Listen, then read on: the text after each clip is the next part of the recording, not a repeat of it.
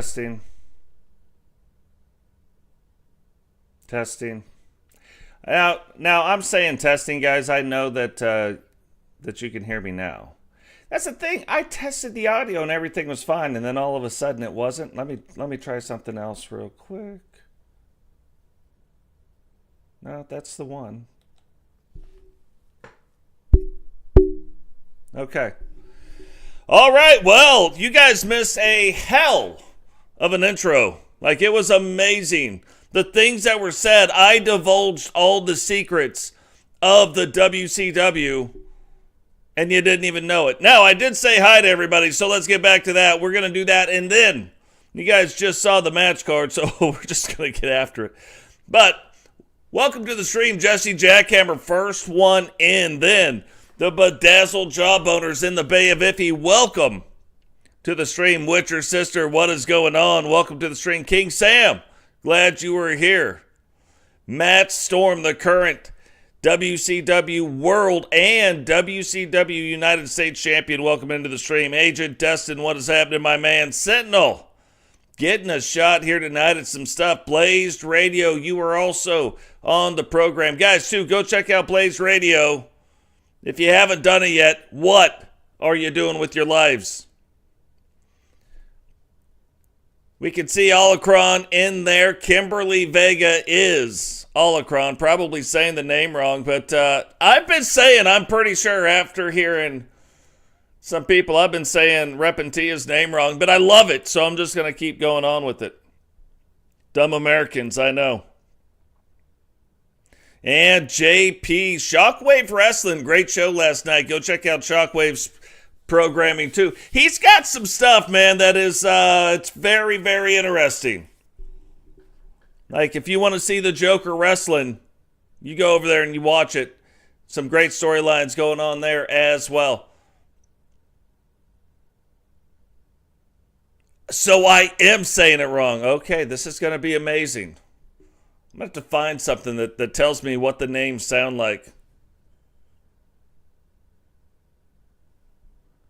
But here we go. You guys saw the match card. A lot of title belts on the line tonight. A lot of things. A lot of shocks. A lot of twists. A lot of turns. A lot of things going on. So let's go ahead. We're going to get the 8-man title matches going right now.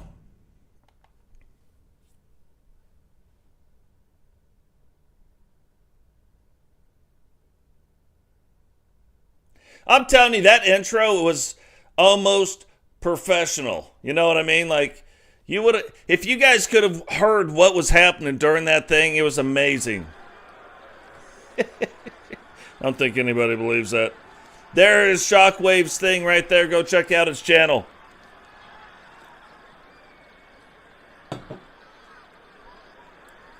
It's funny, I talk about me and Solo and Blaze. We all do things a little bit different. Shockwave in the same boat right there and has his own twist on it. Very interesting stuff. I love watching the channel. Sometimes you even see Toast McGoat speaking on there.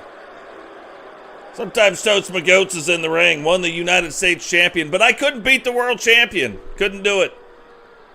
Was too tough. Well, this is just freaky. Look at the state of the ring right now. Oh, you had to know the Psycho and the Gentleman. The following contest is a fatal 4-way tag team match and is for the WCW Super Extreme Tag Team Championship. Introducing first, at a combined weight of 532 pounds, Chaos making their way down to the ring. What is going on, Brooklyn Jokers? Welcome to the stream. All you got to do is mention some people's names. There's some people out there. If you mention their name, bam, they're in.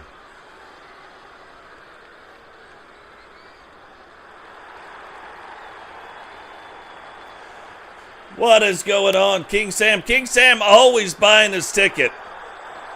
Always doing it.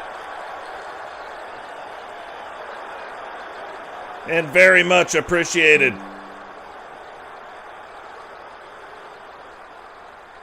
Yeah, no, and that is what I mean.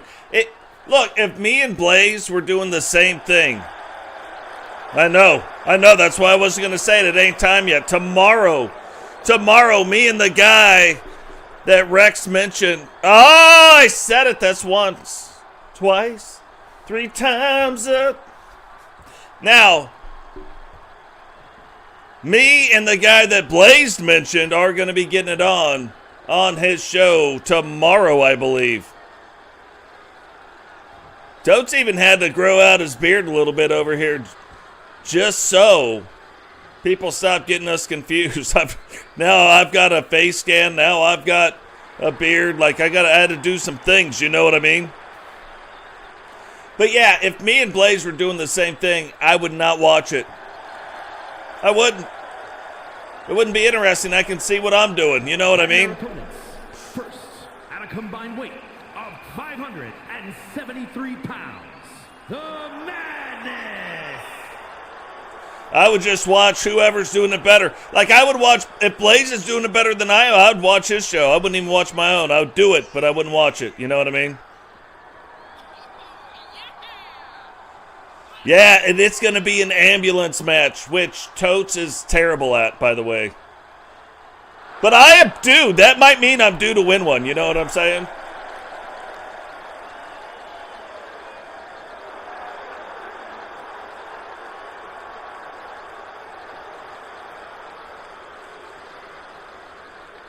But yeah, I'm serious, guys. I cannot wait. We had if you guys didn't see it yesterday, we did a creator stream where I basically set up a universe.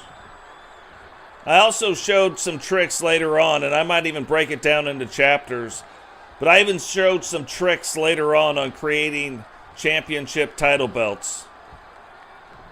You want your championship title belts to have a higher quality. Just showed you a couple little, like, not all the tips and tricks, but just a couple in there that I don't think a lot of people know in looking at other people's wrestling belts. So we put that in there as well. At a combined weight of 773 pounds, the Monster Eclipse. Now I'm telling you what, the 2 largest wrestlers, Digital Dog's the only other one to rival the size of these 2 guys. So the fact that these 2 are brothers and the fact that they wrestle together, freaky, is quite scary.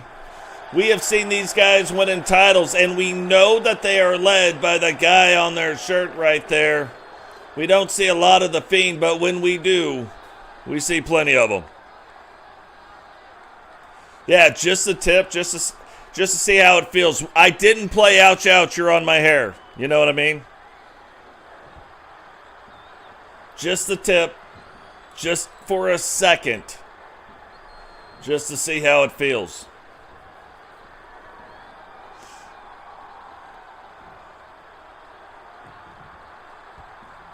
Hey, you can, and I'm telling you what, that'll be the one. We've got one tomorrow, so it won't be the next one. But the following podcast, what we'll do, you got to have a PS5, or you got to have, actually, let's do it this way. You got to be in the Discord.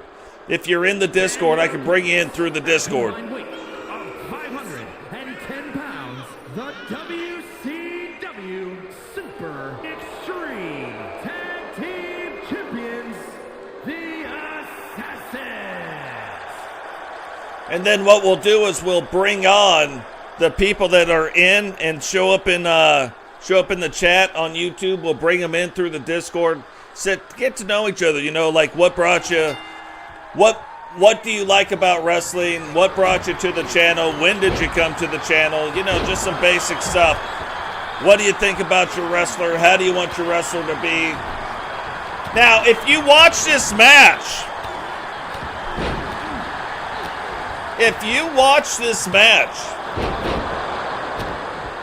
King Sam is always buying a ticket. So right now, let's see, if we did the chat goal, that'd be about $25. We are at $6.92. Just so we all know. Oh, see, I didn't know. Who said his name the third time? I was responsible for number 2. Like, I'm a third responsible for Rex showing up. But if you look at this match right here. There's a lot of big guys in here. And look at Ken Shawn. Ken Shawn not backing, and Ken Shawn clearly the smallest guy in this match. But look at this. I'm telling you, the ring could end up getting broken. Drew not backing down, taking Brooklyn for a ride. Trying now to take Brutus for a ride. And this is another thing. You look at some of the guys in this match. Brutus Walters really starting to make a name for himself outside their tag team. What is going on? Brian. Welcome to the stream. Brian, another content creator. Go check him out. He does all kinds of stuff over on his channel as well.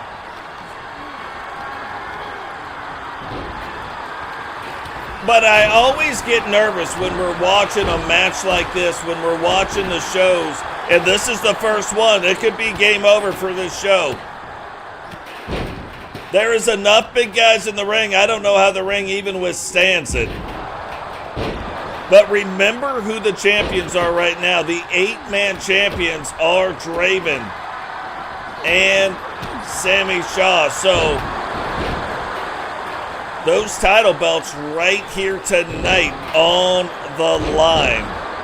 What's going on, Raymond R. Jones? Welcome to the stream. Raymond will be the next debut. So we'll have Olacron here today, debuting with her character in match number 3. And then on the next Monday Nitro, we should have, and I can't even say the first name, but Jones, Raymond. We're going to have Raymond Jones debuting as well. His character is starting to look pretty darn good. And then you look, you got the WCW, you have the Syndicate, the Corporate Syndicate, you got the Wolfpack. Does he end up joining? You got the NWO. Does he end up being recruited by one of these factions, or just the organization himself? Does he stand behind just the WCW in their fight?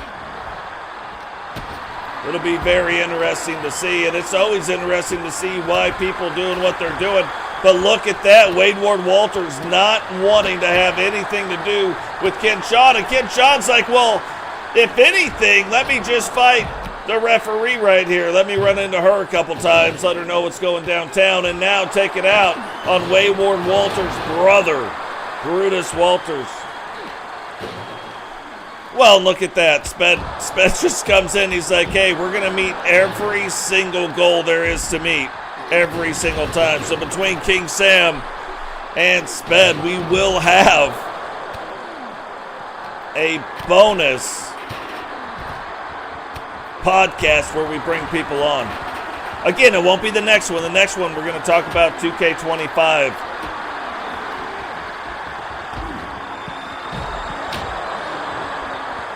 And if Blaze is around, we'll bring Blaze on. If Solo's around, we'll bring on Solo. We'll talk about what we want to see in 2K25, what we believe is going to happen in 2K25. And look, Sam he's like, hey, let's keep buying the tickets. Like, we've got a couple of the tickets. Now let's just keep it going. We'll just keep the tickets getting bought, and then we're good for hooking. Yeah, he very well could. Very well could. And tomorrow, we're trying to graduate. Wednesday, we're trying to graduate from our class, taking our final exam. So hopefully on Wednesday, we can get that done as well. But yeah, it's going to be a good time. Gonna be a good time. And look at the champion throwing the chair across the way, missing everybody, and hitting the guy the furthest away, just trying to prove how good he is at throwing the chairs.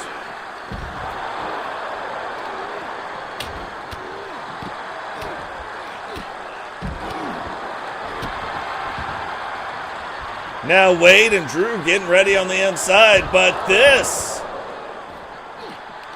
is an elimination match, so referee now trying to get over and count it out. And look, if you land on your head in that fashion on the outside of the ring, that is something that is going to happen for sure.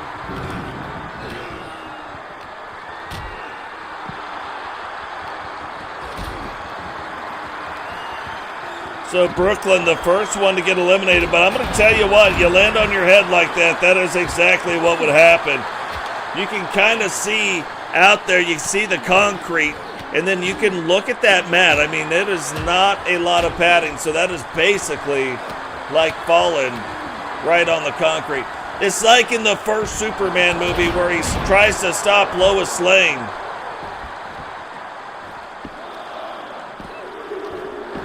And Drew now eliminating the Clowns. Now, I'm going to tell you what, this starts to become a problem when the Jokers are getting eliminated or one team gets eliminated, and I'm going to tell you why. In a match like this, it really comes down to a lot of strategy from this point forward. If in this match one more team gets eliminated, the next person to get eliminated, the other team wins. So from here on out, these guys really got to be paying attention and try to only eliminate one person in every team. If they don't do it, you can seal your own fate. Right now, Chaos trying to put the kibosh on one of the Walters brothers, the referee, somewhere else. Somewhere in the Bahamas on vacation because her salary is so good. You know what I mean? Like, we pay her so good, she isn't around.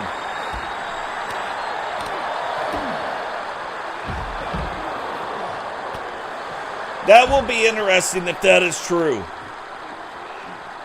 I saw a video today that was very interesting. Now, I'm sure you guys, if you guys follow any of the different channels out there and you follow the stuff for 2K25. All right there we see the Predator pinning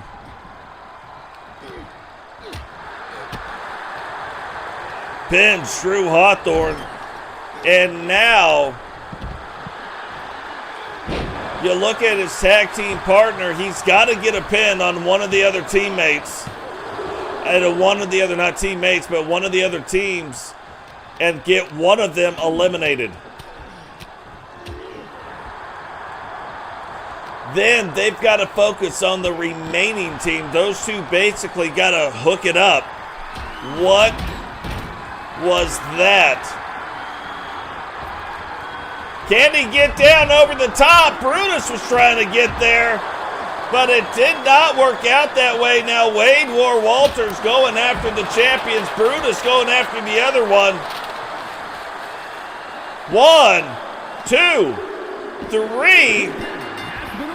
And Brutus pins the Predator, but this is where the strategy comes in right now.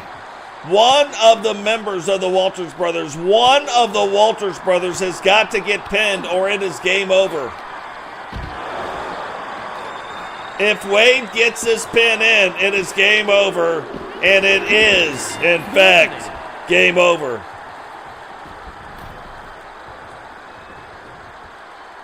Because now you're down to a 2-on-1 match. Never seen anybody win. We've seen one guy come close, but we have never seen anybody actually win the match.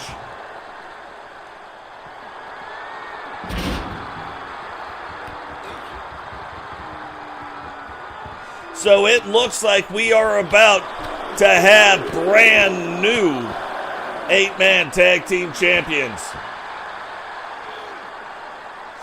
And again, that's dangerous. You got Brutus, who is really starting to work his way up the singles ranks and now going to have a WCW Special Series title belt helping give him a little boost.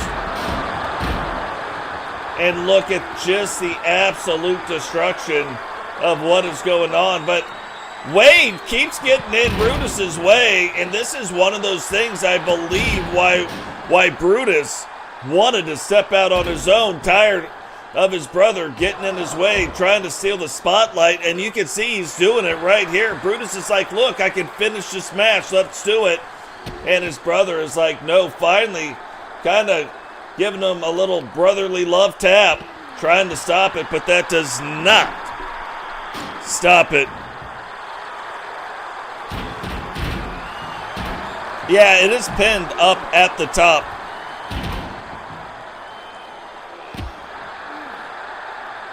If you look, that is the link right there up at the top that I pinned to join the Discord. And look at the absolute craziness of this. But here is your winner, Wade Walters. The Walters brothers come away with the 8-man tag team title belts. Now, I'm going to tell you, I heard a thing today. Everybody's talking about the city. I'm telling you, if the city is in, and if you know what I mean, you know what I mean. But if the city is in the WWE 2K25, that's dumb. We're going to have a whole podcast about how dumb that is. And I'm just telling you, it's not happening. You can't have servers this broken and then be like, oh yeah, let's add something that taxes servers to the max. So it's not happening. There's not, listen to what I'm saying right now, there is not going to be intergender matches. You can put a period at the end of the sentence. But I heard something, because if you listen to, there was a thing with Brian Williams where he had this interview where, and it's the same interview everybody's pointing to. This is what I mean. This is going to be the city. It's going to, or the ring, or the arena, or whatever you want to call it. WWE in real life just signed, and you knew it was going to happen. They've known it's going to happen for a while. Just signed an agreement with TNA to help each other's promotion, to cross the barriers, to blah, blah, blah, blah, blah, right? If you listen to what Brian Williams said, he said, we tried to get in another match type, but it's very taxing. However, because we got into War Games, I don't put anything past it. Now, in TNA, they have a 6-sided ring. It would take a lot of programming. It is on the level of having a War Games where you've got the two rings next to each other. So, I believe that could be more so than the city, what he was talking about. And don't get me wrong, we're going to find out here when we find out. But that was the one thing now that I've heard where I'm like, yeah, I could buy into that. You know what I mean? Like, I could see that. But if we really have them back, and I take all this stuff with a grain of salt, you know, it is amazing what you can do with AI now. So I don't believe hardly anything I see anymore. But if promos are back, that is huge. And that's huge for all the content creators out here that do what we're doing right now. That's huge for Blaze. That's huge for Shockwave Wrestling. That's huge for Temple. That's huge for everybody. What is going on, Eagle Star? Welcome to the stream. But that would be big time. And that would help add back in. If you wonder what it would do, go back to season 1 on this channel. Go back. It's under the video, not the live. Go back to season 1 and see what we did with promos. Be huge. Huge. It's a huge nugget. That's right. But that is not what this show is about right now. But a little bit of breaking news, you know what I mean? So we can do a little bit of it. But moving on, right now, we just saw the 8-man tag team titles, the WCW Special Series 8-man tag titles that were on the line.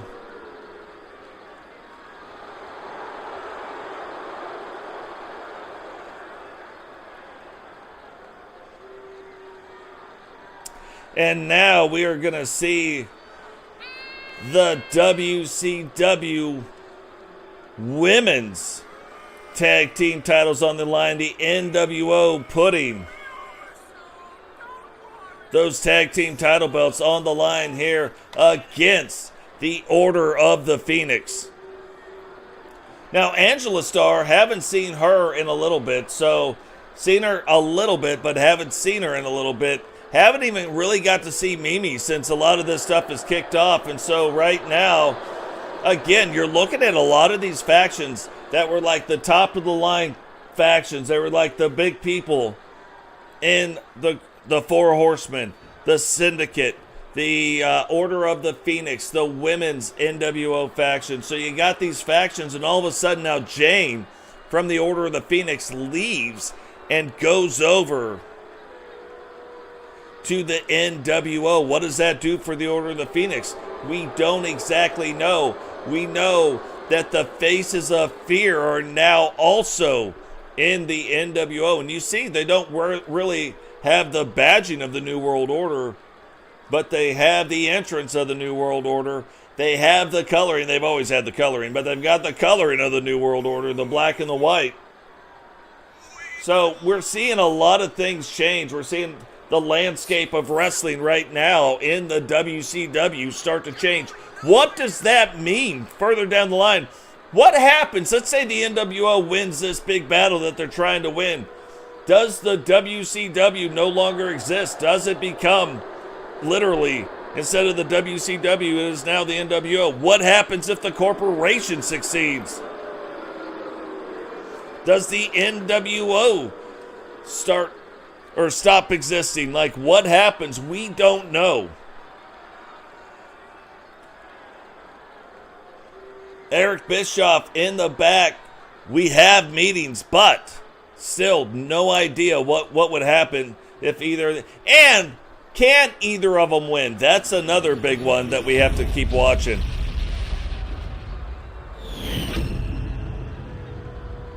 The following contest is a tag team match set for one fall and is for the WCW Women's World Tag Team Championship. Introducing the challengers, the Order, and their opponents, the WCW Women's World Tag Team Champions and the Universal Women's International Champions, the NWO. So in the last episode, we saw the Universal titles put on the line, all 6 Universal titles, and we saw Miss Nightmare win back the Universal Divas Championship. But here tonight, putting the WCW Tag Team titles on the line with Atlanta, and now the Order of the Phoenix has a tall task. Can they win back the Tag Team title belts and get them out of the hands of the New World Order? It's funny, you know, I say this. The thing is, we have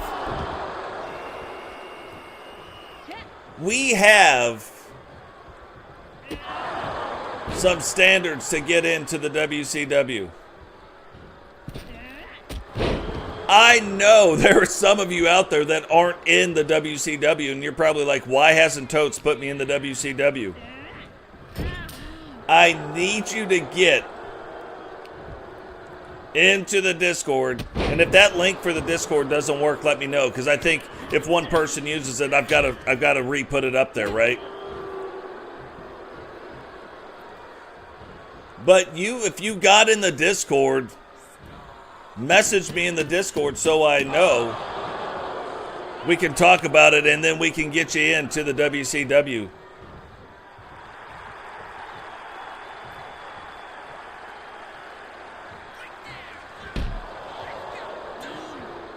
Hey, and I'm going to tell you what, Raymond, I am 0 for a lot in my match predictions a lot of time as well.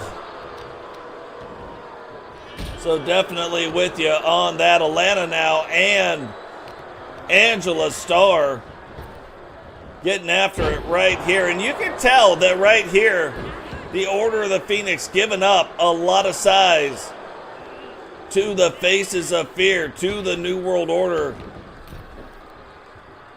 Oh, that's the first time that I've seen anything quite like that. That's the first time in the game. You used to see it all the time.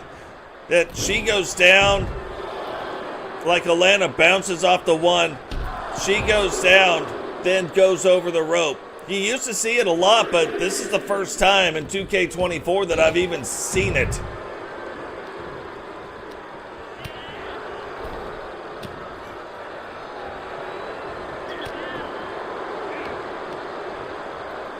And see, that's the thing. That's the thing with Radio Rex.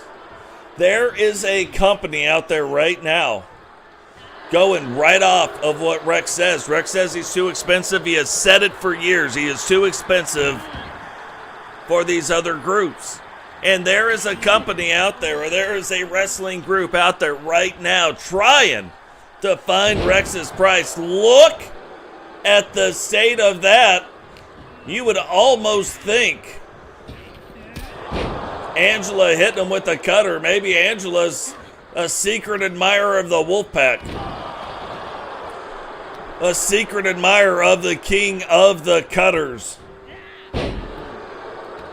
Definitely something to keep watch. But a lot of times, and I bring it up every time she comes out, but a lot of times, and a lot of people forget, Angela won the SmackDown World Champion when she was in the WWE. So a world caliber champion, or a world class wrestler.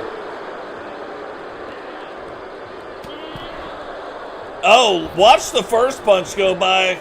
Thought the second one was going to miss. It did not. And now Atlanta, absolutely. And look, she's like, hey, she wants a piece of you. Get on in and get it. But Atlanta able to get out. Now Miss Nightmare, the current Universal Divas Champion, in the ring. And I'm going to tell you, you look at the caliber of athlete in the NWO. You look at the caliber of athlete Rowdy has recruited. And you look at the caliber of the athletes that are still, that have refused to join the New World Order, refused to join the NWO, refused to join the corporate syndicate. Like, it is like a pie split three ways and pretty equally split. So, makes you wonder what is going to happen. There's got to be a group that is in. There's got to be some groups that are out. And Miss Nightmare winning that title belt, the Divas title, off of her finishing move, the Bone Crusher, and she hit it out of nowhere off of Rhea Ripley. So, just wrestling the other day, and now back in the ring, high-level competition in the WCW. WCW still, for a long time, they held all the Universal title belts, and then the WWE found a way to get their hands on two of them. And then last night, the WCW brought home both those title belts, but they did lose in the main event. They lost the Universal title, so the Universal men's title now back in the WWE. And again, every bi-monthly, we are going to see the WWE and WCW fighting for these title belts. So we could see a lot more changing going on, but WCW coming out on top of the Monday Night Wars. We're also going to see a new arena for the Monday Night Wars. We saw that one. That one was actually used for Wrestle Wars. We're going to see a Monday Night War arena in the next one. So every two Thunders, every two Nitros, this thing will pop up, the Monday Night Wars. Not a pay-per-view event, just an extra event. The other thing that we're thinking about doing, and don't know if we're going to implement it here before 2K25, but just like the WWE has the other show for the upcoming talent, NXT, we may be looking to do the same. So when we bring you in to the WCW, you would start off in like the NXT and go that way. And there it is! We talked about this is how she won the Divas title with the Bone Crusher, and almost the way that she found to retain the WCW Tag Team titles. And look at that, King Sam out gifting memberships right now. Big shout out to King Sam. Storm 007 getting gifted a free 30-day membership. Sky Iconic GL LOL Gaming getting a free 30-day membership. Oh, and while we were talking about memberships, Mimi was like trying to win tag team title gold. Blazed Radio gifted a free 30-day membership. JP. Now, JP is one of those ones I wonder, because JP is another one. He always is buying a ticket. Like, how is he not a member of the channel? How is he not? Bark Squad, you know what I mean? JP, what are you doing with your life? I'm just kidding also. Alex Ryder getting gifted a free 30-day membership.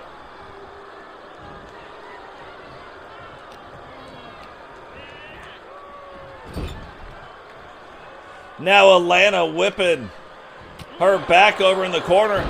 And you probably look at the start of this match and you're like, hey, what is going on? What is happening? What is the ways this match is going to go down? And you got to believe. What's going on, Logan Windsor? Welcome to the stream. You got to believe that at the beginning it looked like you got Miss Nightmare. Just coming off the Universal Divas win. And currently WCW World Champion. So you're looking at it and you're like, oh man, not a lot of hope for Mimi and for Angela Starr. But Mimi and Angela Starr are trying to win some gold belts right here. And they are taking the NWO to the limits. The members of WCW. And look at this, going up top and trying to break. Whoa! Miss Nightmare stops it from happening, gets it out of the way, and then the Beats of Bohan are coming downtown. And that is a fast way to wear down your wrestlers.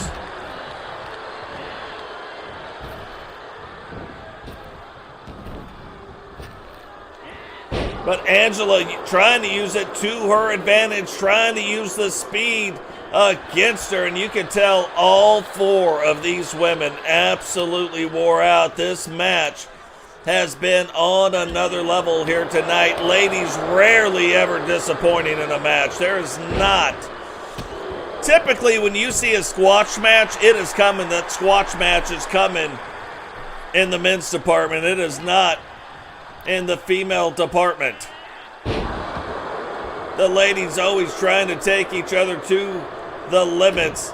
Miss Nightmare, you can see, trying to get out of the ring after that huge slam, but Mimi stopping her, and here it is, the Mia Moore, one of the most iconic finishing moves in the WCW, brings her up, back down. The nonchalantness of the pin might have just brought home the tag team titles, but Alana Davis able to make it in there and get that broken up. But you can tell, look at this. The faces of fear all on the ground. Finally, she gets up, but caught her right dirty. She saw her rolling and hating. And so far, she only caught her riding dirty. Mimi now getting back in control and getting out. Miss Nightmare still trying to get back to her feet. And you can look at Miss Nightmare, one of only 3 women wrestlers that actually have a heel on her wrestling boot. And uses that to her advantage.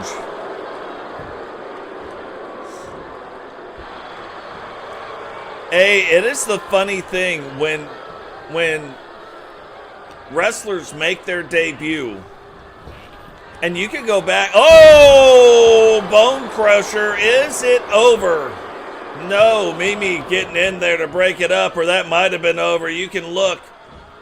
Angela having a problem even getting up because she just got her bones crushed. You know what I mean? But you look at the newcomers that come in. And I didn't think about it until this year to realize the why of why this happens. All of these wrestlers are not created equally. Meaning they don't all have the same stats. They don't all have the same moves. They don't all have the same logic. And that might do it right there. Hooks the leg. 1, 2. Oh, that has got to freak you out. That is, look at how Angela's walking over to Mimi. We see Mimi walking very similar. We saw Miss Nightmare walking the same, but only a 1 count on Alana. That has got to make you a little bit nervous if you are the Order of the Phoenix.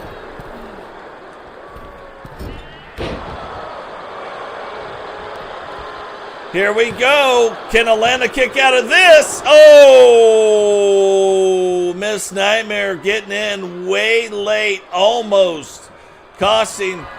And now this will be, if she can hit this, you got to believe it's over. Nobody coming in to save her. Oh, and she gets out of it.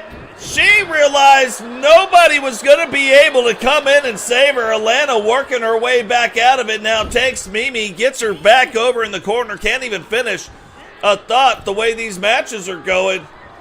What? What was that?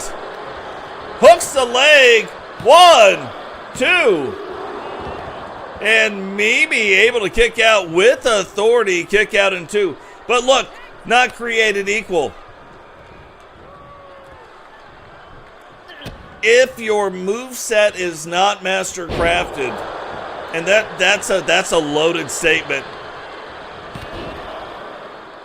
All the wrestlers in WCW's movesets are master crafted. You can look at Melinda. Melinda's one of the best examples. It took a while to get her moveset crafted, and I don't mean her winning. I mean her doing the things in the ring that she needed to do. Because every other one over the years has also been master crafted, and that is going to be it. No way to kick out of the Bone Crusher twice. Miss Nightmare bringing home and retaining. Here are your winners, and still WCW Women's World Tag Team Champions, the NWO. And you hear even Blaze talk about this a lot. What is going on, Wally? Welcome to the stream. You hear Blaze talk about it a lot too. You're not going to win all your matches, obviously. So it's about having fun even in the losses. You know what I mean? Like, have fun. I've seen guys go on epic and girls go on epic losing streaks and then go on some epic winning streaks. Sentinel, the greatest WCW World Champion of all time. Epic in this season. Epic losing streak he was on. And then went on a amazing WCW World title run. So, you don't know what's going to happen.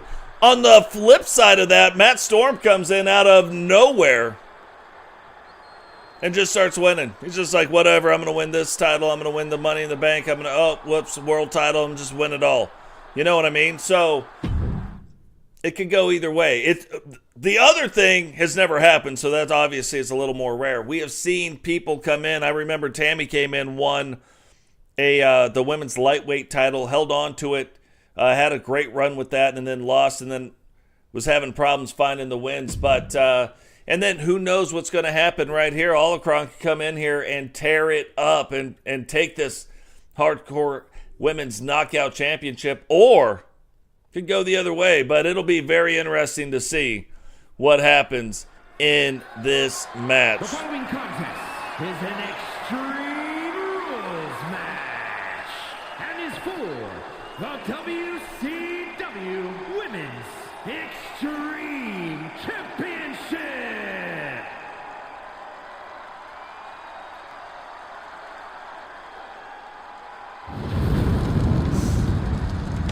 That's the other crazy thing. You look at the overall number of episodes we have had with our Universe Mode. It has been 6 seasons. This is the first year we have started counting the seasons differently. But this is the 188th episode. We're approaching 200 episodes in our universe. That is a lot of history. And it's all thanks to you guys, all the stuff that you guys are doing out there. So if you guys are watching, you're in for the first time, remember, drop a like on the video. Subscribe if you're new. Turn on the bell notification. Don't miss any time we go live. Share the video. And get ready to watch the debut of what appears to be one scary girl. Like you can see has the Scorpion across the mask. She might be able to tell you in the chat what her name means. And now a part of the Corporate Heart Foundation, members of the corporate syndicate. When she won this title belt, it was just the Heart Foundation. Now, to be in the corporate syndicate, obviously, you got to be dressed a little bit businessy. You got to be dressed a little bit up. And right now, Lexi Hart coming down to the ring, dressed to the nines.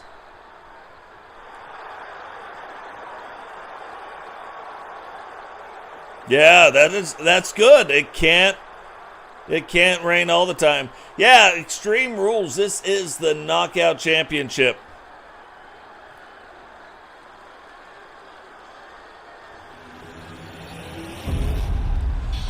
That question, King Sam, is going to get answered when you see your match. Introducing the challenger from Phoenix, Arizona, the Scorpion, Ali Cruz.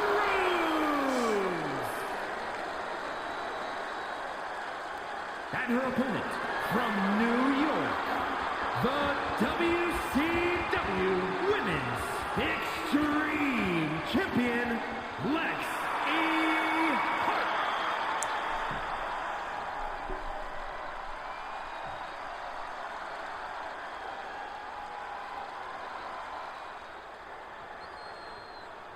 So Lexi Hart putting the Knockout title belt on the line. Still call it the Knockout. It says Hardcore on it, but I like calling it the Knockout. It just didn't work out the way we wanted it to. I am hoping that in 2K25 they fix some of the glitches in the matches, in the match types. That would be nice. We will see, though. We will see. And look at this, getting off to a quick start. And we should see a very different style of wrestling coming out of Holocron. But remember, you got one of the Hart sisters. What is going on, Herbie? Welcome to the stream. Yeah, but you got one of the Hart sisters, so already not an easy match to debut in. And I agree, Shockwave. It is more important how you lose than how you win.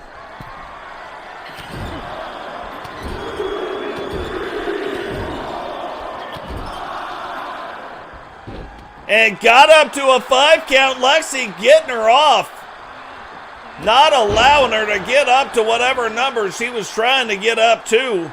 And remember, this is a hardcore match. This is for the women's hardcore title. Lexi saying, bring it on. I got a chair. And Holocron saying, alrighty. Yeah. That has been in every single game. That's why I've debated calling it the Unified, but I don't know.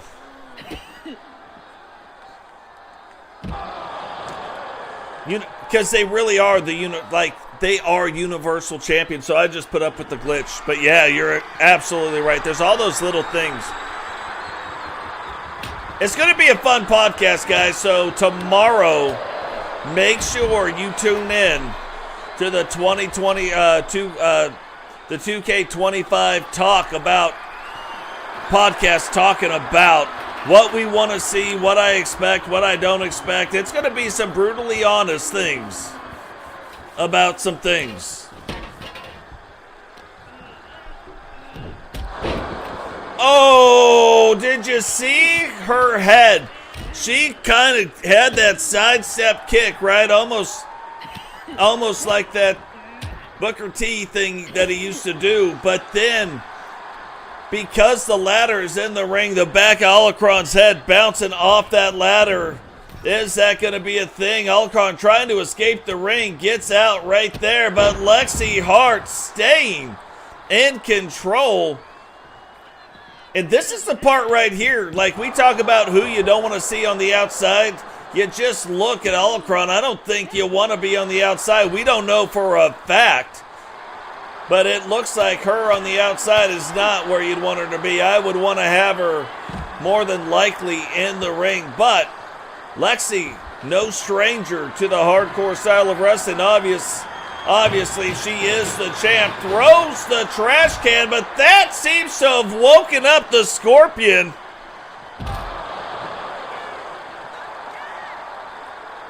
And I've been told Holocron means scorpion in Spanish? Maybe, I don't. Said something, that is for sure.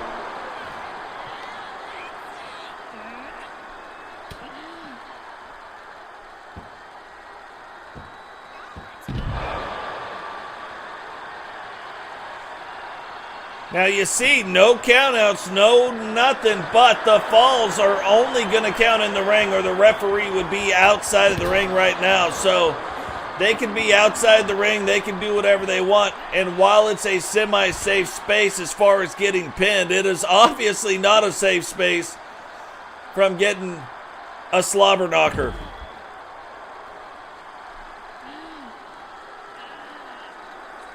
Extremely that's even better. I like that even more.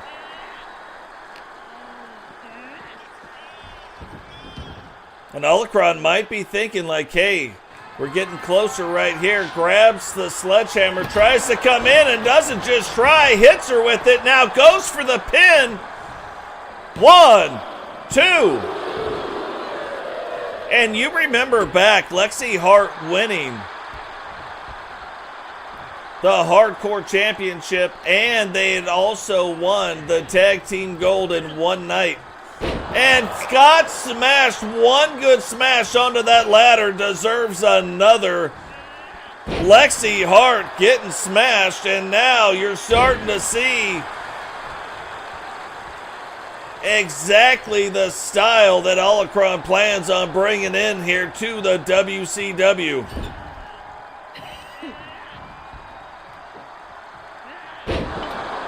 Is she going to go up to the top? No, hooks the leg. 1.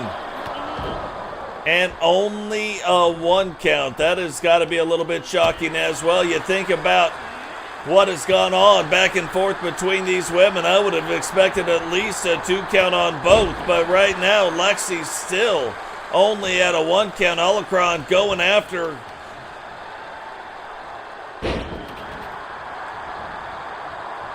and getting back after him. That's exactly what I would have did. I would have been like, oh, you only want to have a 1 count. Let me go ahead and hit you with the sledgehammer one more time. See how that does, right to the old ribs. And still a 1 count. I would pick up that sledgehammer and I wouldn't stop swinging for a minute. Lexi able to get her feet up, get her legs up, and drive those knees right in. And Holocron just keeps missing that sledgehammer. Thank goodness. Lexi missing right there, but this might be it. Throws her back right on to the sledgehammer. 1, 2. And Holocron somehow finds a way to kick out. What is going on? Derek, welcome to the stream.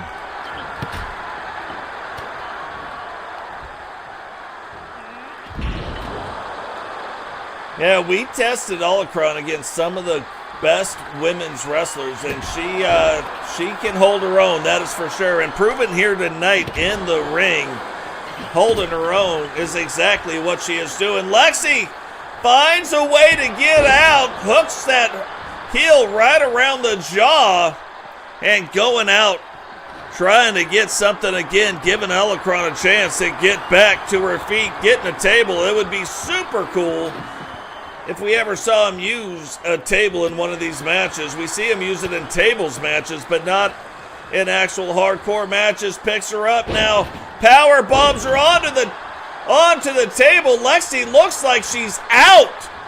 Hooks the leg. 1, 2.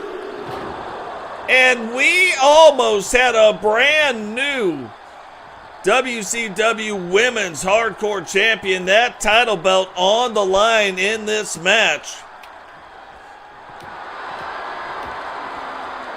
Deadly Scorpion throws, and look, all she did was distract Lexi Hart to be able to get in and get that slam going. Now throwing her up against the wall, using every single inch of this arena, trying to win this title belt. And look, we know this is a title belt right now that belongs to the corporate syndicate. How well does the corporate syndicate line up with the powers that be in the WCW? We don't know. We know it's run by Rowdy. We know they have roughly 10 women and 10 men in the corporate syndicate. They are 20 strong. We know very similar numbers with the New World Order. And look at this! Extreme, for the first time in WCW history, the wrestlers now outside in the crowd fighting it out. You want to talk about a debut of epic proportions. The crowd getting their money's worth here right now.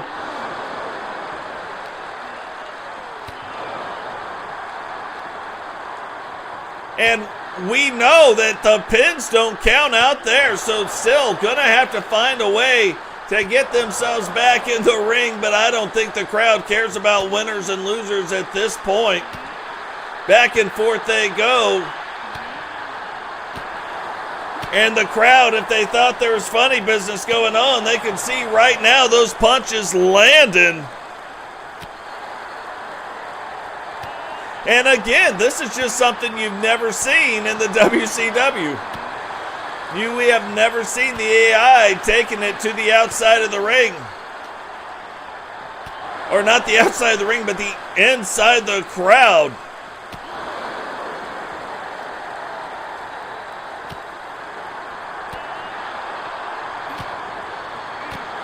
Yeah, so absolutely taking a tour right now. These guys didn't realize they bought a front row ticket. They thought that they weren't even going to be on the floor level, but here they are, fighting, going on. And you want to talk about things that help legitimize a title belt. We're talking about it right now. One of the things that happens for the first time, and it's happening while a title defense is going on.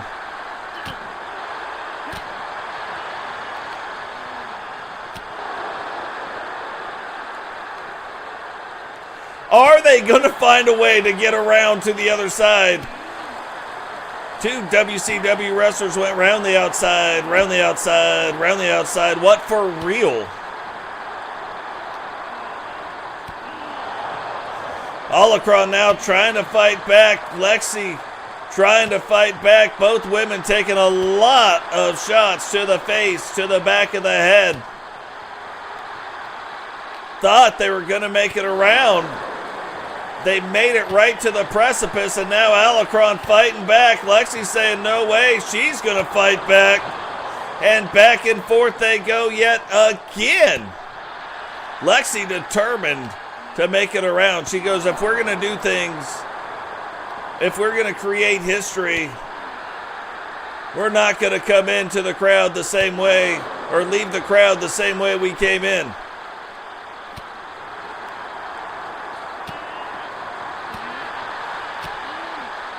And look. Whoa, look at these ladies, absolutely worn down and worn out.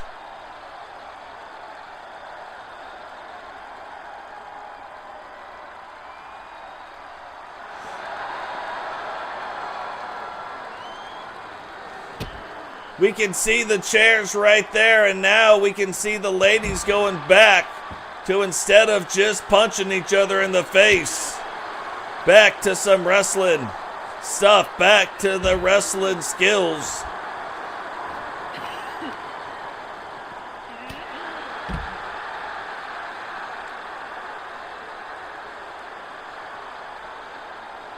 And we could be seeing an injury right there. You can see Holocron talking, kind of wincing in pain.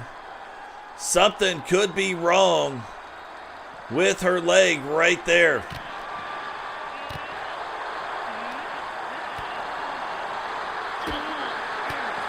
And that's the thing. You look at a lot of the stuff. Lexi Hart really, really fast. The speed on another level. And so every time Alacron thinks she's like getting it turned back around, not quite doing it. And not that either one of these wrestlers really have a huge size advantage. You look at Alacron, she's got an advantage when it comes to the height, but not really the weight.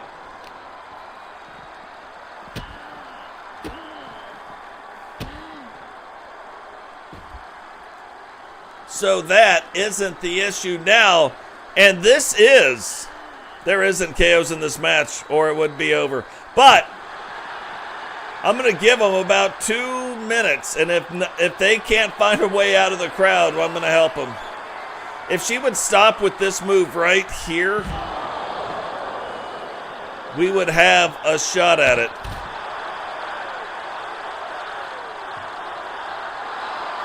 But look, you gotta enjoy it when it's happening. We say we want to see this stuff, and now we are seeing it.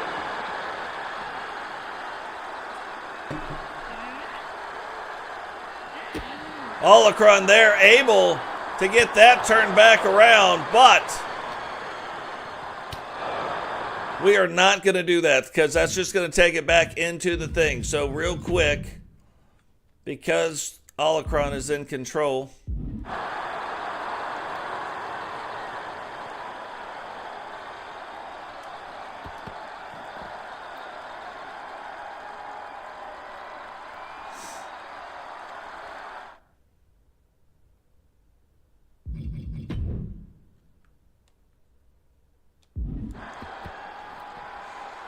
We're going to get him back in the match.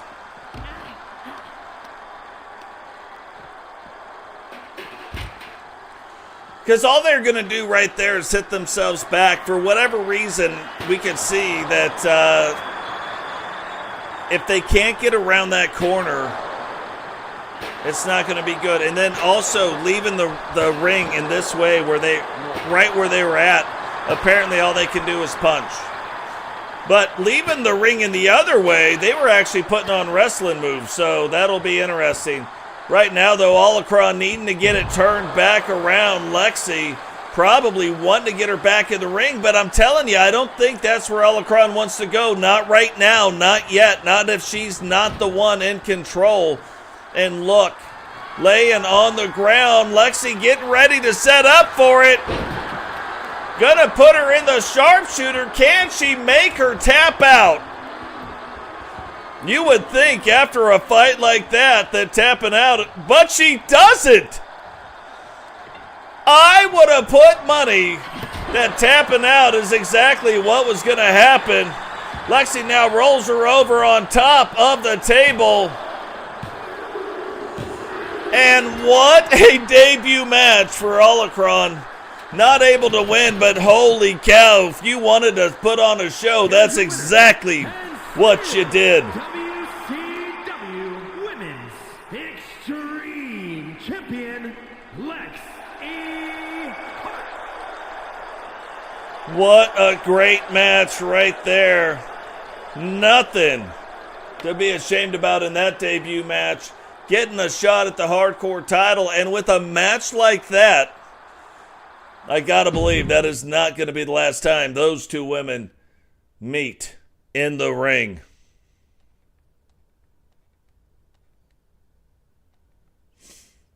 Now, Sam Hacksaw, King Sam in the thing. Peyton Hardy could be watching live right now from work. You don't even know. If I was at Peyton Hardy's work right now, I would have this up on the big screen TVs. I would be letting everybody in the dealership watch to see what is about to happen right here. But Peyton Hardy associated with King Sean and Brooklyn Jokers. And wait, what is this? The newest member of the corporate syndicate is Sam Hacksaw.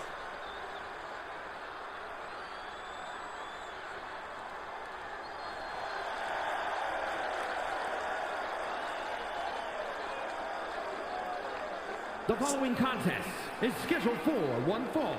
Making his way to the ring, representing the corporation from Tampa, Florida, weighing in at 228 pounds, the Professional Wrestling Extreme Classic Champion, Sam Hacksaw. Sam Hacksaw, a member of the corporate syndicate, getting recruited by Rowdy and Blazed Radio, makes his way down to the ring, the current WCW Special Series Survival Champion, selling out to the corporation.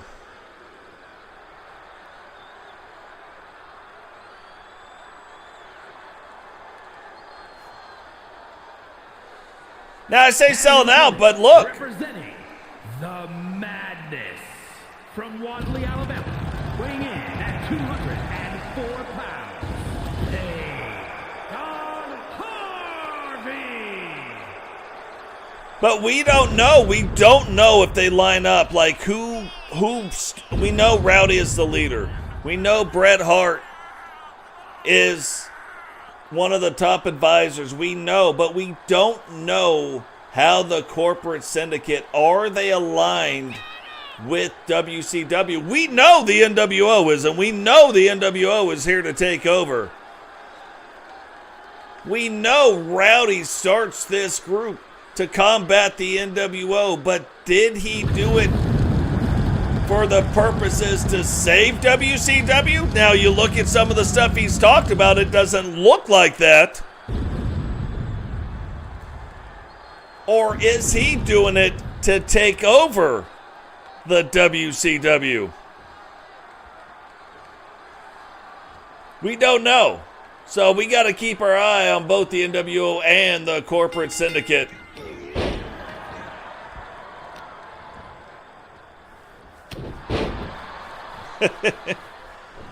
No worries, brother. No worries.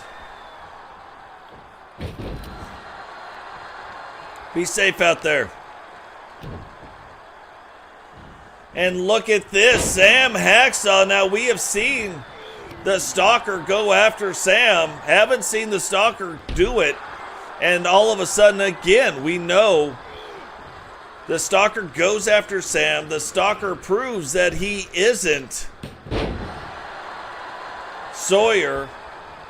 Sawyer then says he pays the Stalker, and the Stalker's like, nah, didn't do any of that. But we saw the Stalker, or somebody claiming to be the Stalker, standing next to Sawyer, and then all of a sudden Sawyer disappeared. Nobody has heard from Sawyer. Kidnapped. Gone. Tammy, gone. Both of them gone. We have no answers on the whys. We have no answers on the whos. But now you got to think that it has got to be harder, especially now, and maybe this is why Sam, is like, yeah, let me get in on the corporate syndicate. It has got to be harder now for the Stalker to try to get closer to Sam. At the end of the day, like, now he's surrounded by a lot of people. He's not alone. It's going to be hard to find Sam if he's ever going to be in an isolated position for the Stalker to even attack him. So is this why he does it? We don't know.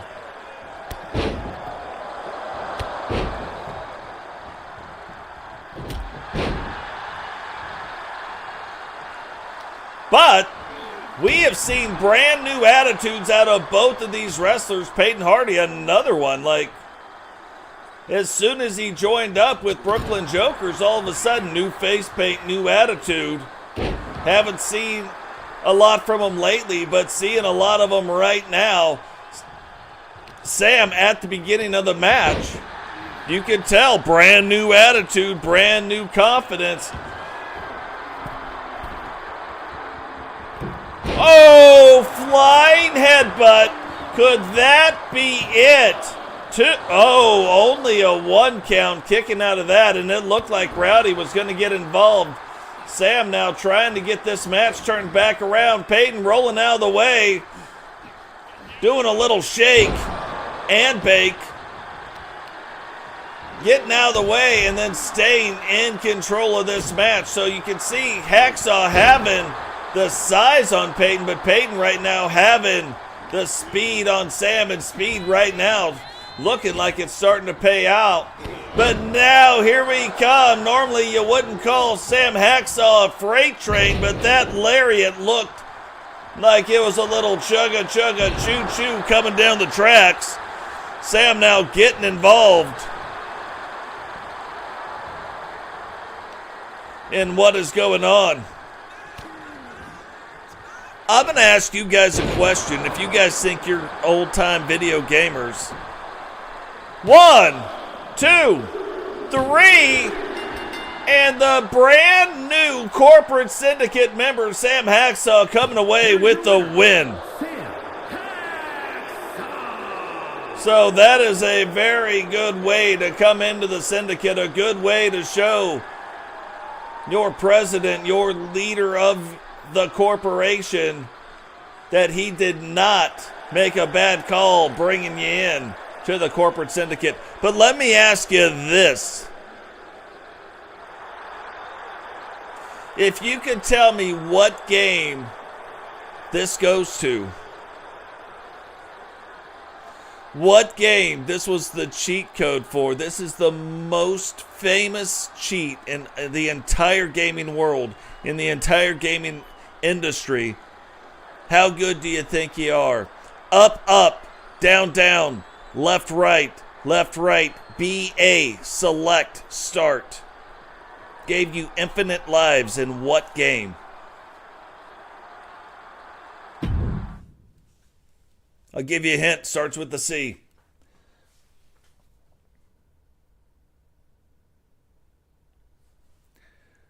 So we just saw the brand new, like what we think anyway, rounds out the 10th member of the corporate syndicate being revealed right there and getting the win against Peyton Hardy. Now, the WCW Money in the Bank briefcase on the line. We got a member of WCW. We got a member of the Horsemen. We got a member and leader of the corporate syndicate. And we've got a member of the New World Order, all battling it out in a 4-way tables match to see who is going to be the brand new Mr. Money in the Bank. The following contest is a fatal 4-way tables match and is for the Money in the Bank contract. Making his way to the ring, representing the Four Horsemen from Birmingham, Alabama, weighing in at 240 pounds, the Eagle Starman.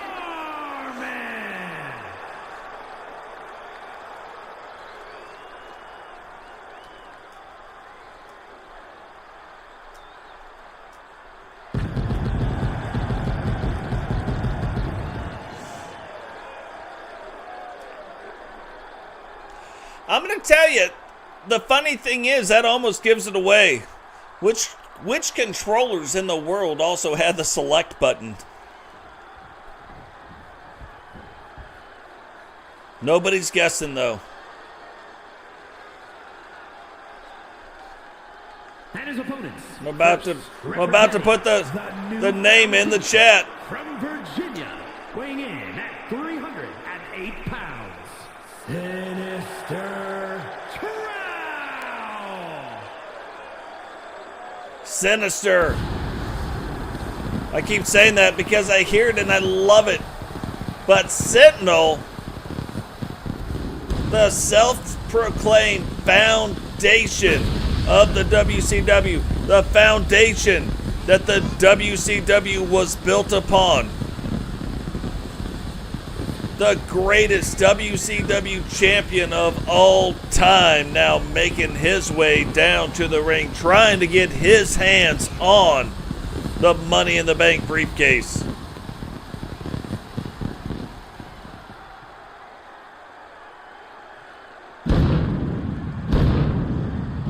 What's going on, by Pyro, welcome to the stream.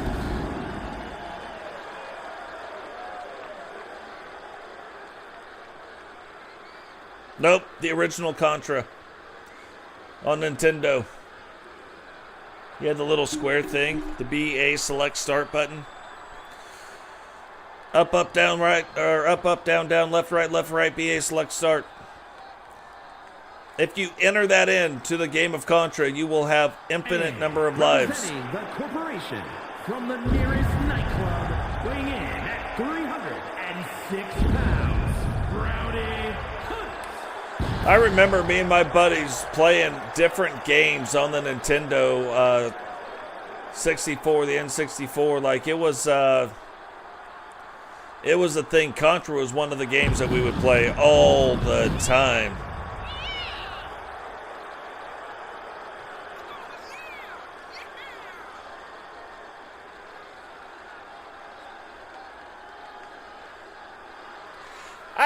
Do you guys like the Helldiver game? I have debated buying it and playing it, but I haven't. I've heard great things about it too.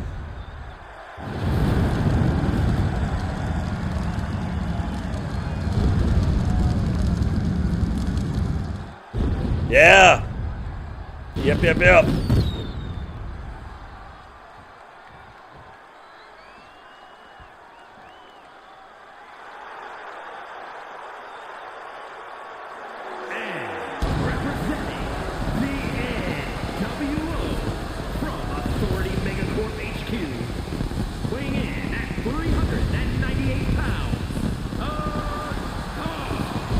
You look at all the people entering into the ring. You look at all the people entering into the match. How you don't put all your money on this guy in a tables match. You know what I mean? Like, there's other matches that I look at and I'm like, no, you got to put your money on Eagle. No, you got to put your money on Rowdy. No, I would put my money on Sentinel. But in a table, this dude's walking down the ring. He's like, hey, let me bring a couple chains down and a lock, just to, just so we got them.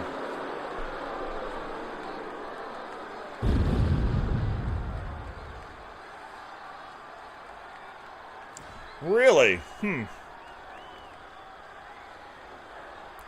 That is true, Sentinel. I'll have to check it. I'll have to check out Helldivers then. But here we go. The only way out of this match is through a table. The last man to not go through the table will become Mr. WCW Money in the Bank. And remember this and realize this. Digital right now trying to win it to block anybody from getting involved. Rowdy already has a shot at the upcoming pay-per-view. It will be him versus Matt Storm for the WCW World Title Belt. Rowdy, the only person in the WCW that actually has a rematch clause stated in his contract. No other wrestler, despite what they believe, does. So, that match already set. Rowdy in here now trying to win to make sure nobody foils him again, that nobody tricks him again, that nobody can do it to him again and do it at the pay-per-view event. Now, you look at Digital, you look at Sentinel, you look at Eagle Star, all of them, if they win, could use that to cash in at the next pay-per-view, Fall Brawl. And we got to tell you guys, wait till you see the Fall Brawl arena. The best arena that I've got. I think you can even upload it right now on Community Creations.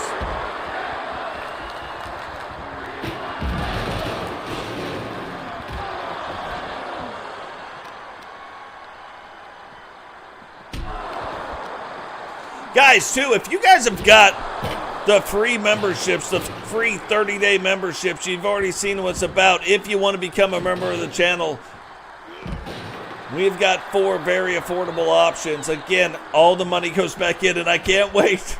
I cannot wait until the last week of this month when we get in the thing.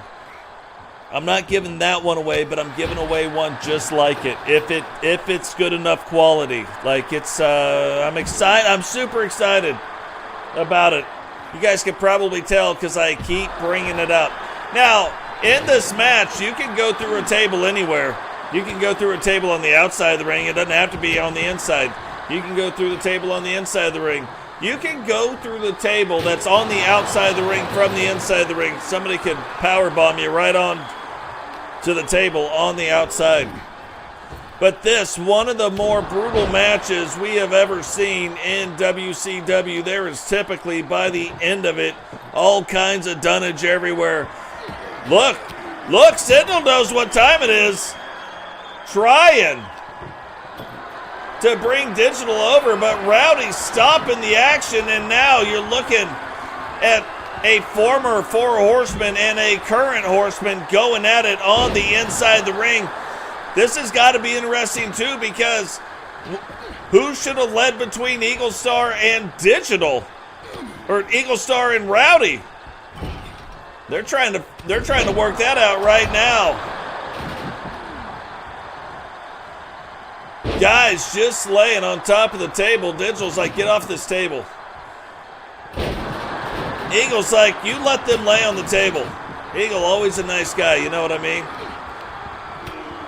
Now, when you go into the LTD, Eagle and Digital Dogs are actually a tag team, so it's funny how things can happen in different...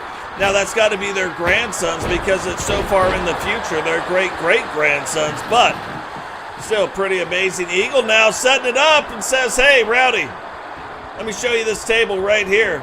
Let me go ahead and get you on out of here. So Eagle trying to make sure that he is the one that leaves with the briefcase, puts Rowdy through the table.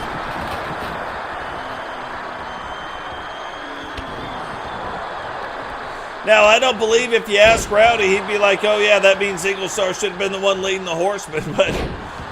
But if you ask Eagle, I bet you he'd say that's exactly what it means. Eagle now getting another table put up in the ring. Digital saying thank you like he delivered it to him, and Eagle letting him know that that was not the case. Sentinel now trying to get really the final table needed.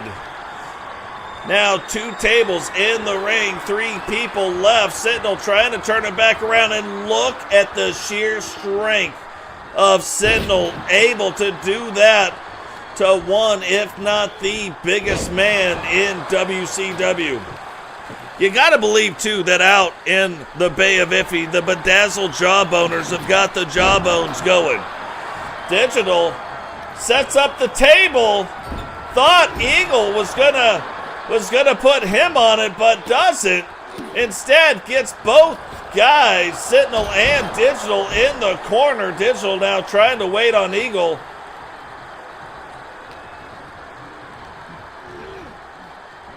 And is he going to take him over to the table? He does.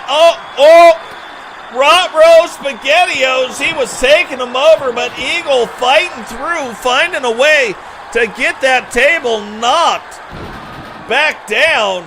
Eagle putting him in the crazy-looking bounty submission move. But that, you can tap out all you want in this match.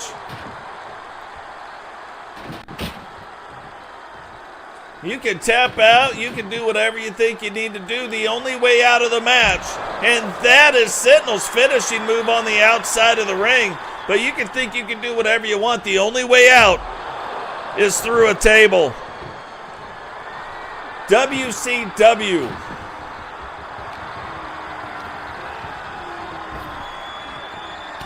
WCW Money in the Bank briefcase for the men's world title shot on the line in this match. Last man standing will get his shot.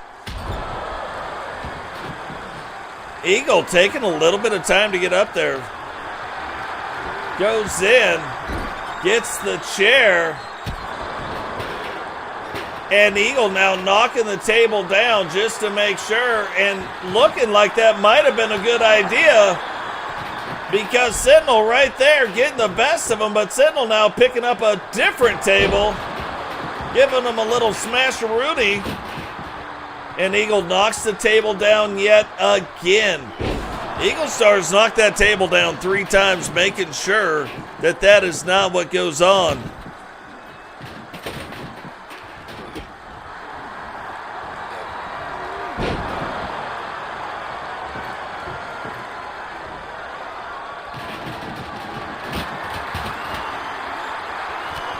Look at the absolute dunnage and carnage in the ring. Digital just laid out. Eagle Star says, okay, let me put the bounty hunter, the bounty collector on Sentinel. Puts it on him. And now Digital going over, grabbing the table. Sentinel getting back to his feet. Digital sees him coming, but doesn't see that coming. Now getting the old wackerdoodle with that barbed wire baseball bat. Throws Eagle out of the ring, and look at this. Sentinel's like, let me go ahead and just throw another table in this ring right here. Both men now picking up tables. One setting one down, and I don't think he saw it coming. And Eagle, for the 4th time, knocks the table down yet again, and this time probably not for a very good reason. Had he not done that, Digital or Sentinel very well could have been one of the ones going through that table. Heck, at this point, if I was Sentinel or Digital, I'm putting Eagle through a chair or through a table. I'm like, this guy keeps knocking down the hard work we're doing. Let's just go ahead and get him out of here. Eagle, though, not having it.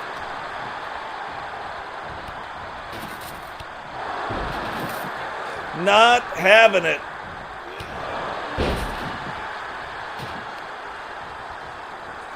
Digital fighting to get back up. Now, Eagle throws and splits him open with the table. Table knocks the other one out of the ring, and Digital's like, come on, man. This is a tables match. Let me grab this table and hit you with it. Eagle's like, no, not doing it. What's going on, Temple? Welcome to the stream.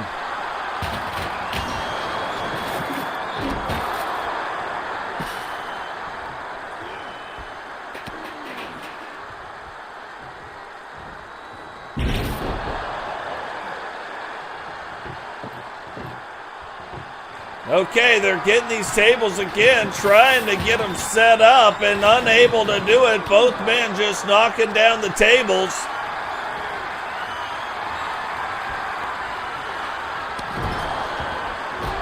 And look at the strength behind that kick. Eagle now trying to get in the spirit of getting a table set up. That's one of those things, too. You hope the table's physics will also be updated a little bit. And Digital, or Sentinel throwing Digital down, but all for naught.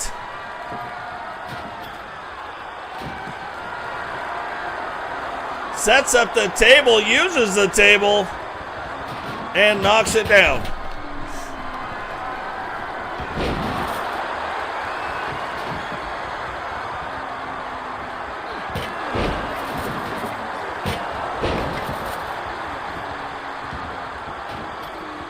Sets it up yet again, but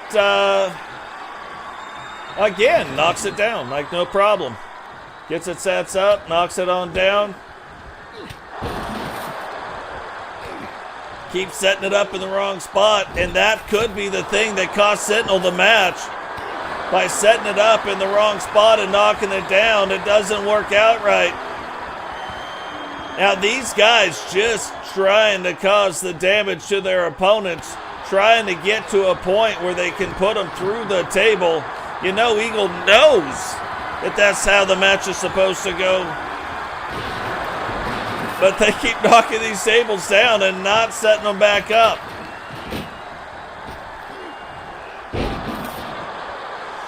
Can they find a way to get the table set up right here, or will Sentinel find a way to knock down the table again? So Eagle now getting Digital set up, and there he goes. Eagle, the smallest man, and like, look, you question his tactics, but he has tabled two very large guys, Table and Rowdy, and now Table and Digital Dogs. Can he hit the trifecta and find a way to table Sentinel?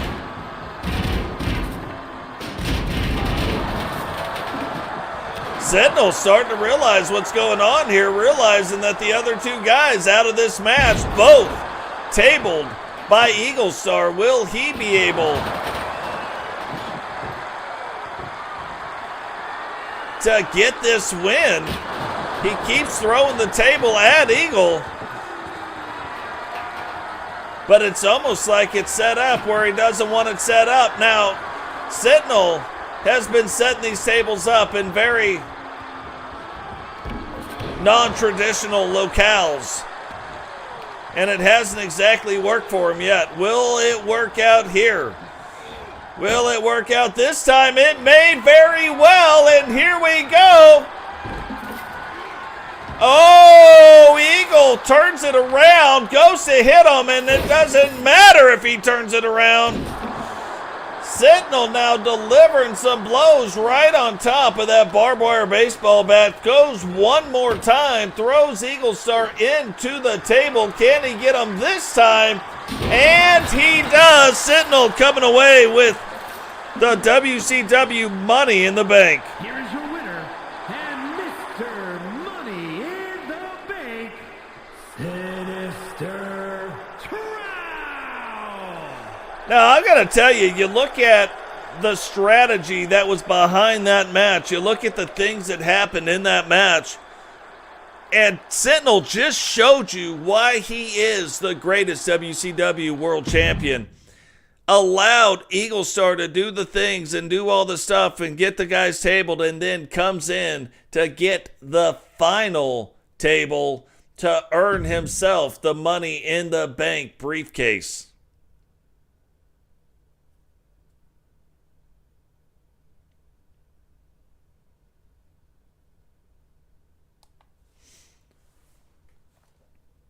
So, not a lot you can even say about that except, I doth thy cap to thee. You know what I mean?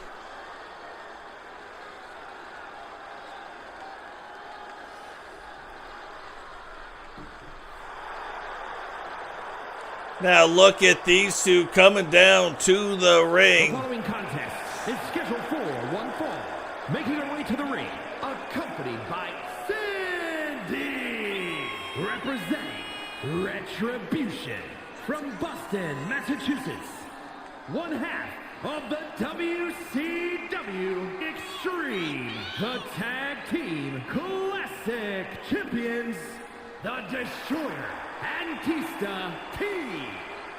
But the brand new 8 women tag team champions coming down to the ring. Sid B escorting the Destroyer, Anita T, who will be facing off against a member of the corporate syndicate in this match here tonight, Rebecca Dawn.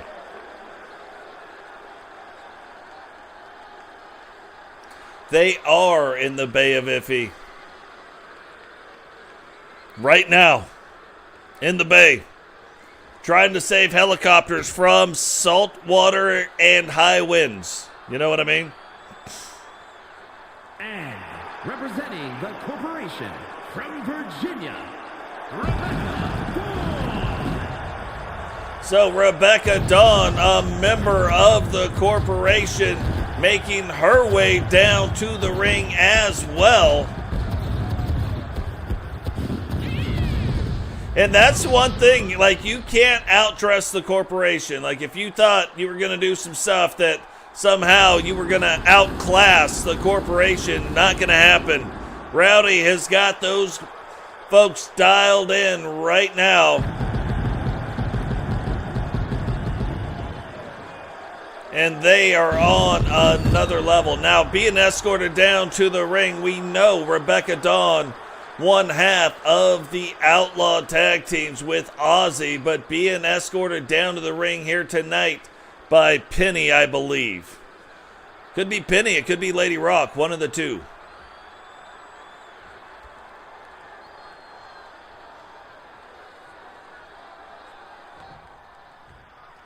Yeah, we can do that as well. We can have a creator stream that does that. I almost started that also yesterday.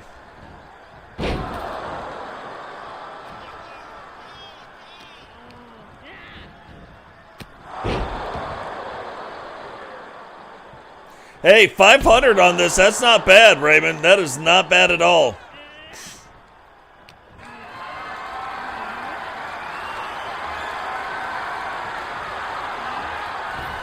That is most of my days right there.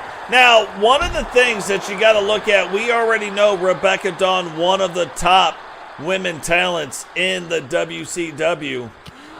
We've got we got Anita and Sid B, brand new, trying to climb the ladder, trying to make their way. And so one thing that we got to look at is they just won the Special Series 8 women tag team titles, right?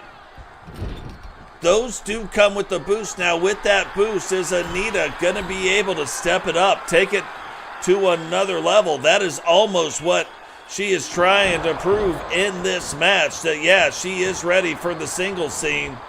She is ready to get after some of those single titles. And that is Penny. You can tell by the helmet. They both wear a helmet, but Penny's is very unique in a different way, so... But the Destroyer, Anita T, starting to live up to the Destroyer moniker that she has and keeping the offense going against Rebecca right here. Rebecca needing to find a way to get it turned around. And that is 4 splashes in a row.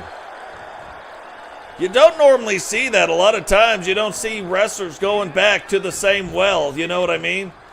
Usually by that time, Lassie has come and saved the other wrestlers from a worse fate inside the well. But going back to the well 4 times and having it work, Anita jumps up. But look at this!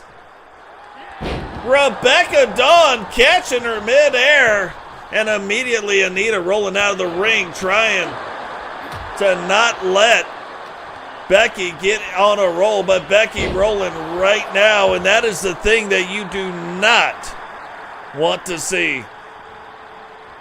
If you're in the ring, you don't want to see Becky getting on a roll. She has won many a title belt after getting on a roll, and Becky has proven she can take the initial onslaught. And now maybe taking those splashes to set up Anita. Anita going back to that well, and look at this. The referee absolutely getting in the way, and now that kind of makes you wonder,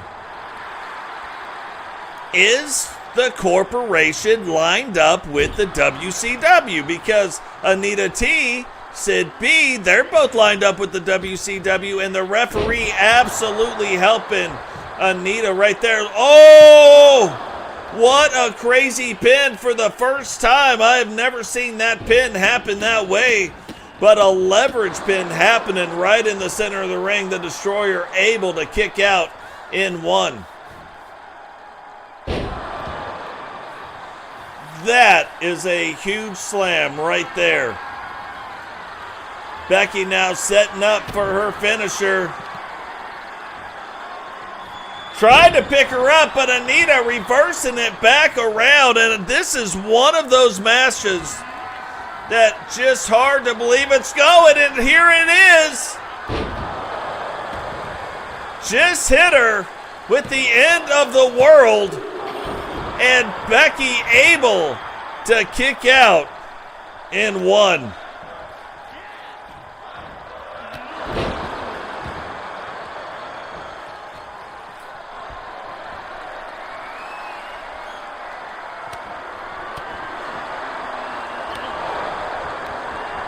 Now these ladies standing in the center of the ring.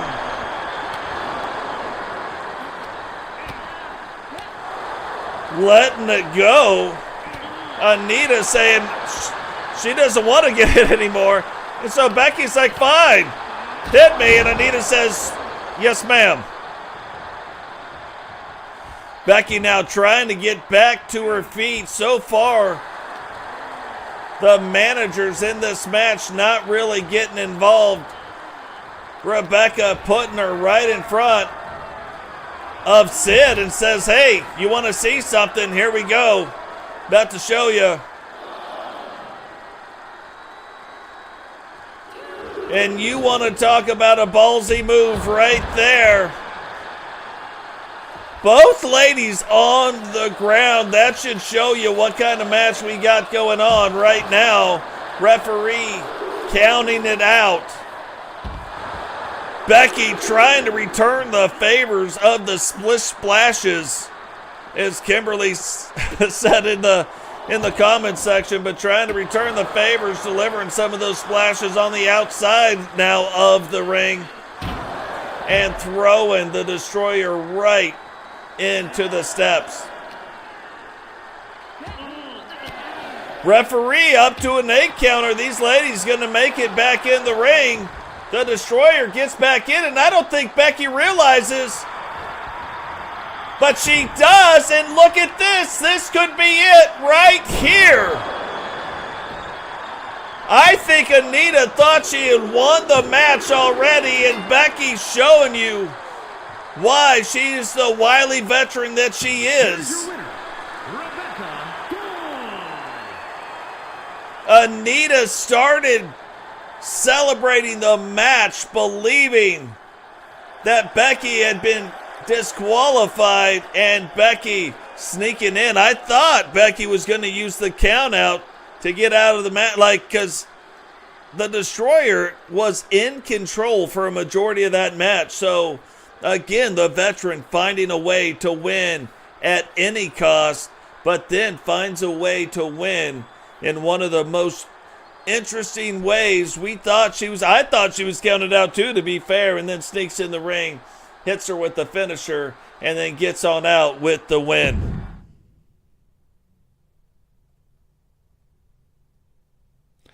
That is, because you look at that. Sentinel refusing to join the syndicate, Becky in the syndicate, in the corporate syndicate. So yeah, that is very interesting. I'm sure, Sentinel caught it. So yeah, Becky getting the win, getting the pin over Anita.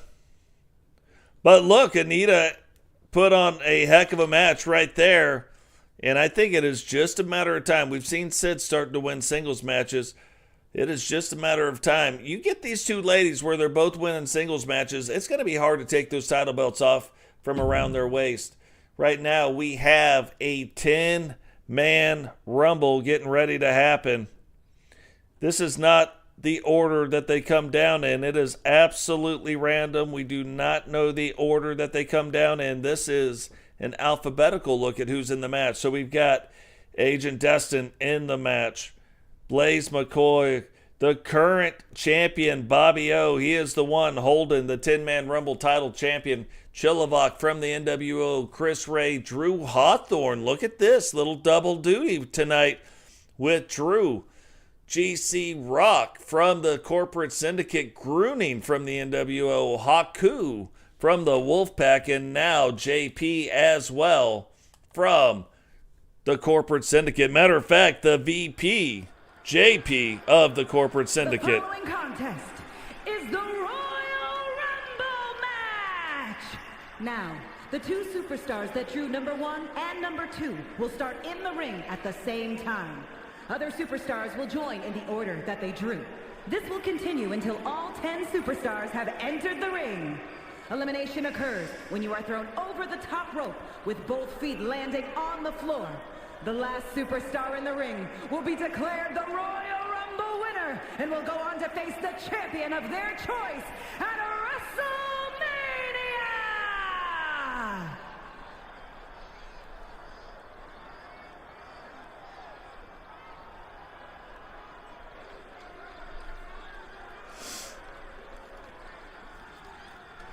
So who is going to be the one that starts out this match?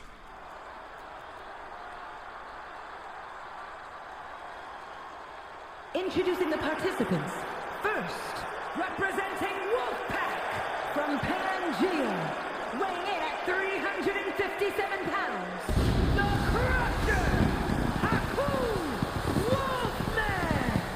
Now, we saw Haku come in and immediately have success winning the hardcore title, but since winning that title, not so much success. Has put on some great matches, but has been unable to come up with the wins. Can he come up with a win here tonight? Gonna be tough if he can do it, but it is possible for any one of these competitors to win in this match. So can he find a way to do it?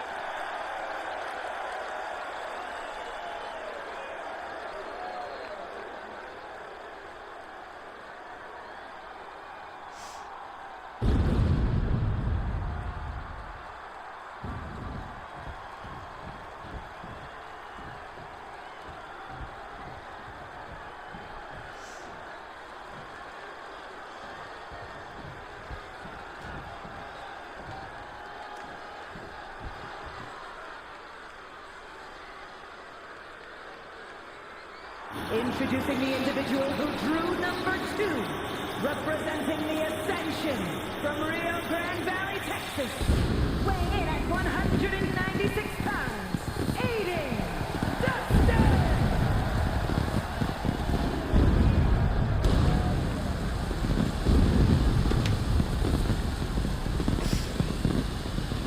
Yeah, he's a big boy. You look at him, but now Agent Dustin making his way with his brand new look coming down to the ring. A member and graduate of the School of Dragunov. Is that going to start paying off for him? Don't know, but what we do know is he is now the number 2. The number 2. Yeah, mask is gone. When he graduated from the School of Dragunov, he removed his mask. And out he comes.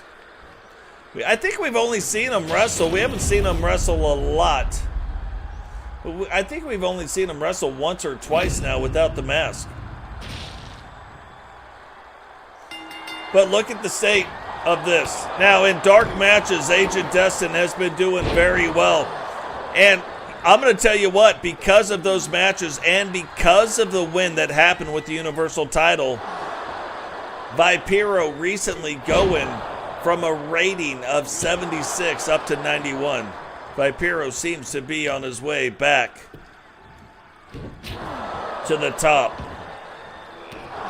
And again, ratings aren't the only things that matter. Matter of fact, it's probably 3rd or 4th down on the list, but it is still a factor when you're looking at going into the matches. So, very interesting. Oh, look at Destin right away with the big man, Haku. Able to stop the momentum, oddly, and Haku showing you right now that he is not going to let Destin get a hold of him, but... And now Chris Ray making his way down to the ring. Here in a second, too, you're going to get to hear the Bark Squad in full effect. Well, that did not take long. I would have bet that that did not happen. Not that fast, but Haku getting eliminated right off the bat. Not good news for the Wolfpack, but the Wolfpack still aligned with the WCW, so these wrestlers right here are aligned. And look at this! Destin's just like, whatever.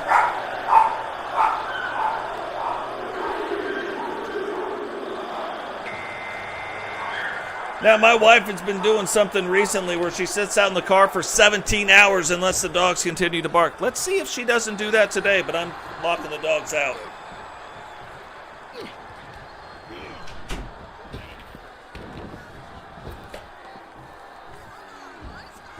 Might have exaggerated the 17-hour thing, but it is quite a long time.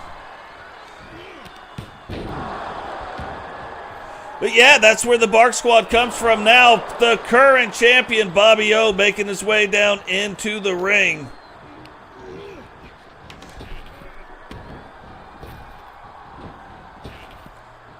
And we have seen Bobby win from this exact position. So right now, looking like Destin firmly in control. Can he get Bobby eliminated? Well, we will have a brand new champion. Destin says he is going to force the story. If the storylines won't come to Agent Destin will come to the storyline now, eliminating the champion. And he is eliminating these guys in very quick fashion. Gruning now coming down, representing the New World Order. Really our first shot at seeing Gruning since Totes taken over the mantle of leadership in the New World Order. Can Destin keep up what he has been doing? Can Agent Destin use the new look? Oh, Gruning not having it, turning it back around right on. Agent Destin saying, yeah, I was in the back, buddy. I saw what was going on in the monitors. I saw how fast you were eliminating people. Not going to happen here. Gruning trying to get up. Gruning trying to get out. Who will be the sixth person to come out?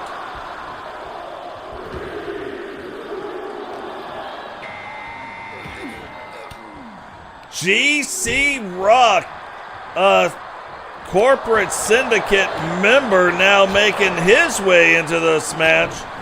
And remember that no matter what happens here tonight, GC Rock splitting open Agent Destin, no matter what happens here tonight, the champion already eliminated. And look, in the WCW Special Series titles, they pay no quarter to anybody in the match. It is all random. You don't know when your number is getting called, even if you are the champion. So very hard title belts to defend.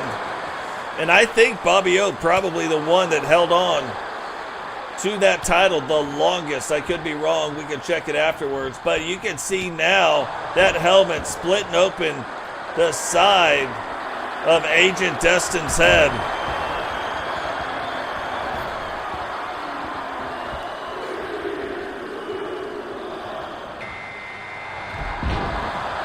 And now the VP of operations in the corporate syndicate, JP, making his way down to the ring. And already the syndicate members and the corporate syndicate members know only one winner can happen. Thought they might have fought together, but look, he kind of let up right there. Destin trying to get Gruning out. And GC Rock immediately, maybe GC Rock is thinking he should have been named the VP. Maybe that's what we're seeing here right now. And JP trying to fight back and show him why he was in fact the one named Vice President of Operations. Destin eliminating Gruning, and now Destin has eliminated all four people that have been eliminated out of this match. But a member of the NWO getting eliminated right now. Now you got Agent Destin in the ring with two members of the syndicate, the corporate syndicate. But you start looking at it, and look, JP saying you shouldn't have gone after the VP, and eliminates GC Rock right out of the ring. And now down to JP and Agent Destin. JP, the newest person to come into the ring. Agent Destin actually started out this match, so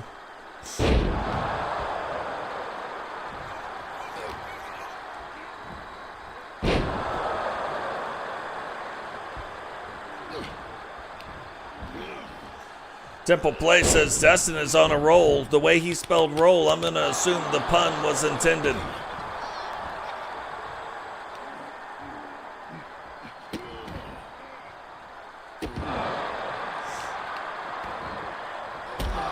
So still 3 people left to come out from behind. Can Destin eliminate JP before the next person comes out?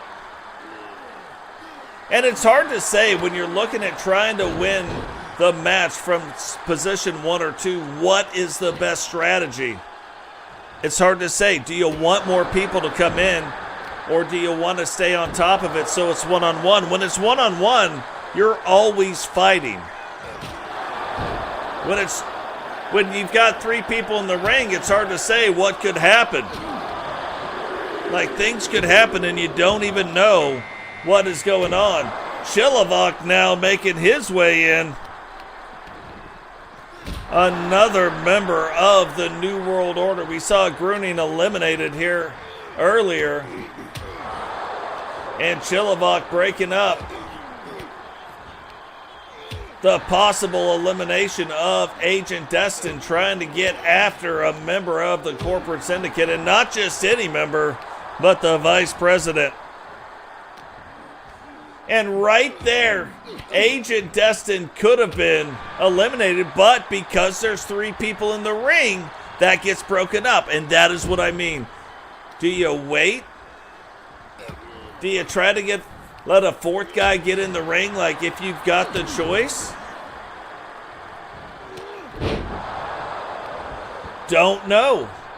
Don't know exactly, like, what's the right and the wrong call. And I see what's about to happen. Now, right here, if I was Agent Destin, I'm probably going to be trying to help Chilavok get JP out of this match. And look, it is Drew Hawthorne making his way back in. We saw him earlier tonight, but getting ready to see him here again. Can he parlay this into a title belt here tonight? Taking Chili now, throwing Chili in. And JP finally eliminates Agent Destin, but you want to talk about a great run right there.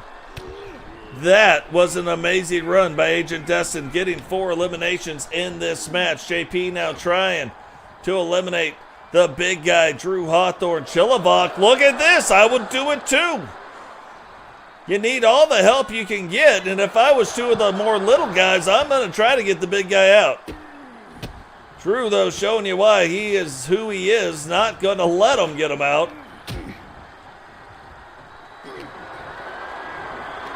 And Drew wanted to exact a little bit of revenge on JP right there. And Chili catches him riding dirty, but almost got this whole match turned right back around. And Drew just not having it. He's like, we are not having it here today. JP talking to somebody out in the crowd, and now using that timing, and you knew he was going to do it, going to put the finisher on him. But that is not how you win the match. Chili now trying to get him. JP.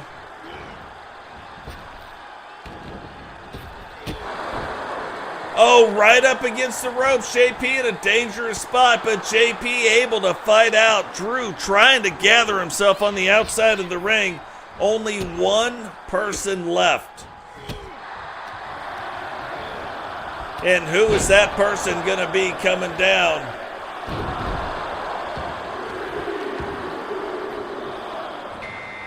And it is corporate member Blaze McCoy. So one of these 4 guys is going to win the title belt. Drew trying to pick him up, but look, Drew already a little gassed from what has been going on with these 2 speedy dudes. Unable to pick up Drew, and look at this. Chili split open by Drew right away. And Drew, I think, starting to realize the threat that Blaze poses in this match. JP takes and eliminates. Whoa, I looked down to write it down. And look at this. The VP and other corporate syndicate member Blaze versus JP. But JP eliminates a member of the NWO. Blaze then eliminates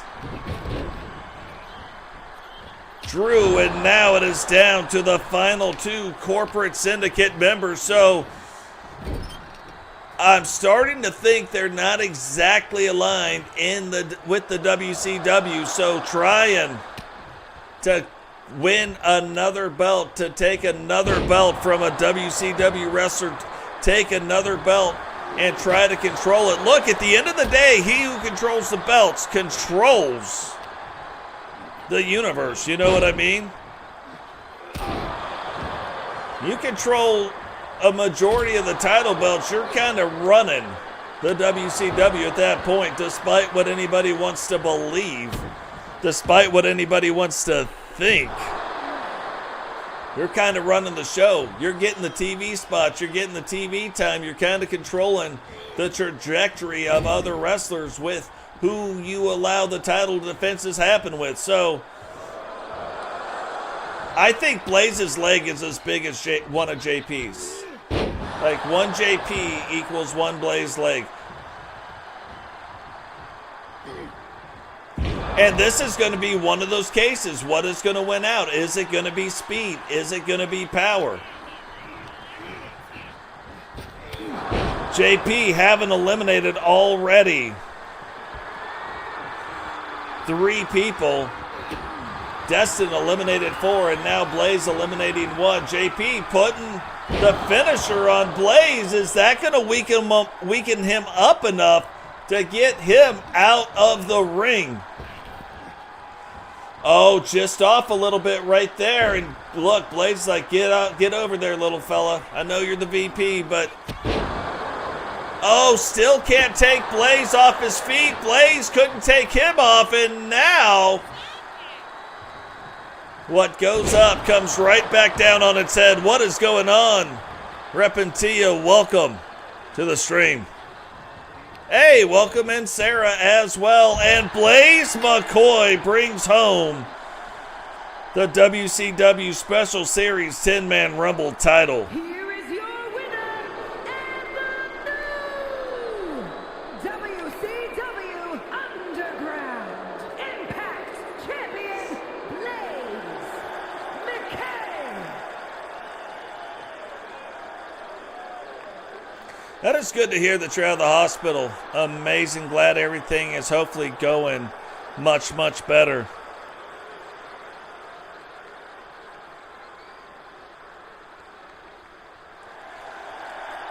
But this is one of those things, you look, you got 2 members of the same group. Maybe JP's got bigger plans on something else, like they're there and they're doing the thing, and then he's like, hey, let's do this. Go ahead and chuck me out of the ring here real quick, and then, we're going to implement plan B or C or whatever it is, So you don't know. It looked like a fairly good fight, though, that happened right there, and regardless, the corporate syndicate gets stronger, and that is probably the most important thing that happened right there. Now down to the final 2 matches of the evening. In the main event, we are going to see Matt Storm taking on rated R2K. But before we do that, get the bedazzled jawbones going. Melinda getting ready to put the WCW Women's World Television Championship on the line and against a member of the corporate syndicate. The following contest is scheduled for one fall and is for the WCW Women's Undisputed World Television Championship. So a member of the NWO trying to hold on to her title, going up and defending it against a member of the corporate syndicate. Can the corporate syndicate get even stronger here tonight? And in a very interesting turn, Mimi, of all people, escorting her down to the ring. Does this mean that maybe Mimi is a part of the corporate syndicate as well? Not looking like she is dressed to be in the corporate syndicate. but maybe they're trying to recruit her right now. Yeah, it could be wrenches going in the Bay of Iffy.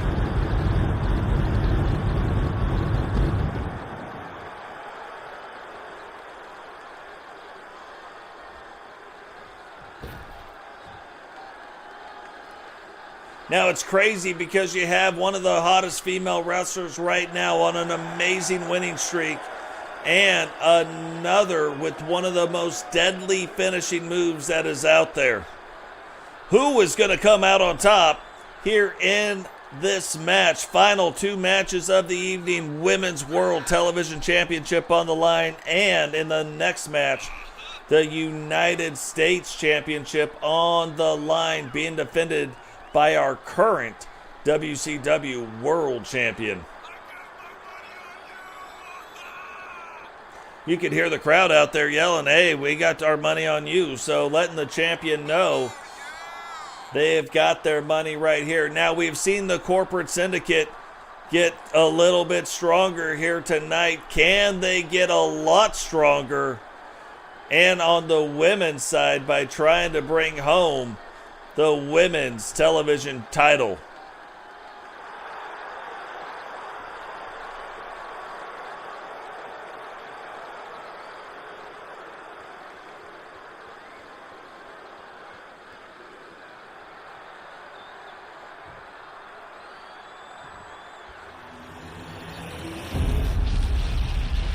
Again, it's the best looking. It is the best looking title belt in the entire world. From Smithfield, North Carolina, Hyperspeed T.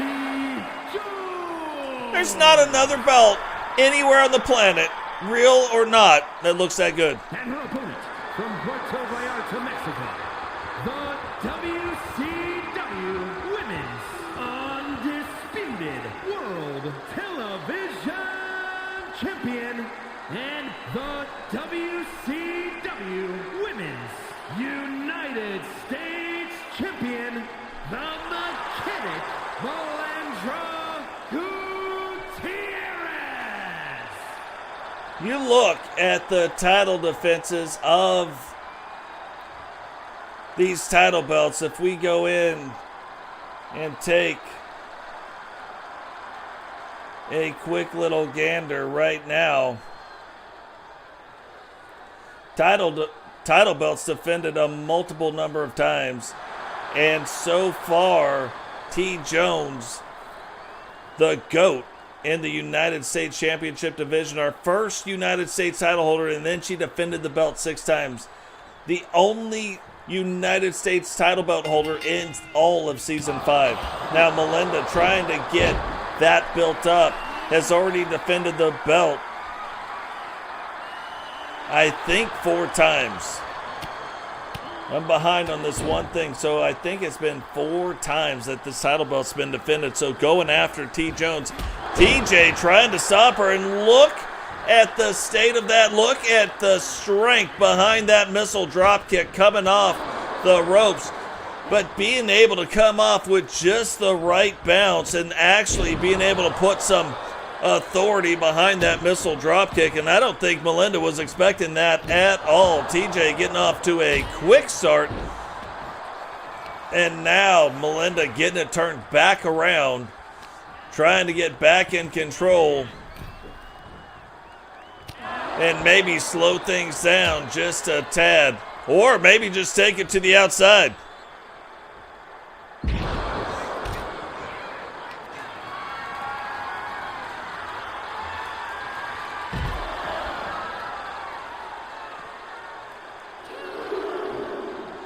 Yeah.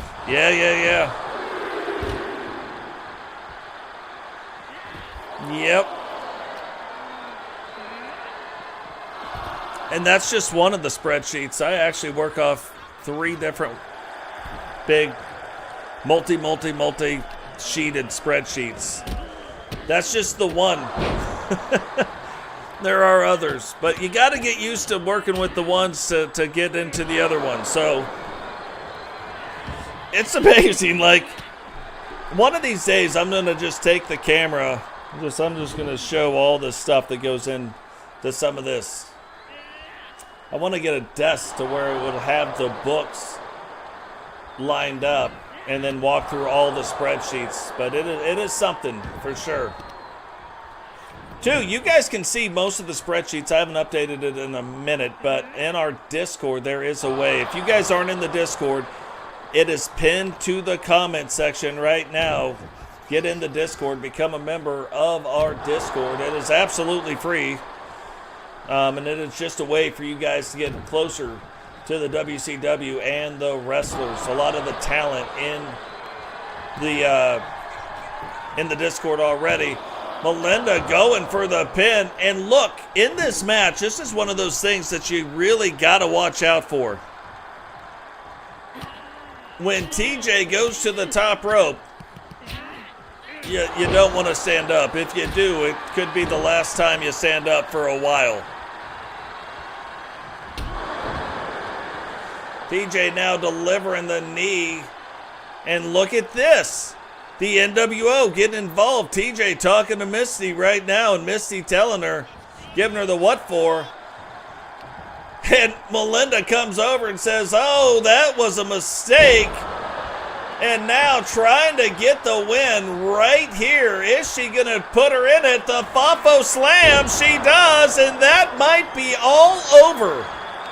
But the crying.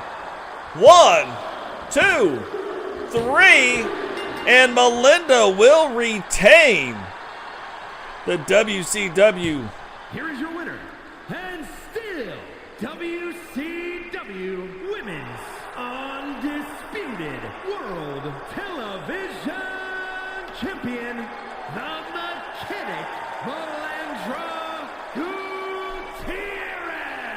But retains the WCW World Television title. The crazy thing about that is TJ is going over. Melinda crawling out of the ropes, and TJ's getting ready to really send her onto the ground, take the fight to the outside, and she comes to get some space to get a running start at Melinda, and Misty says, hey, what are you doing? The two of them get into a war of words. That gives Melinda a chance to recover, gets back in, and shouts to the crowd, shouldn't have did that, and then grabs her Fafo Slam. Game over. That fast, it gets ended.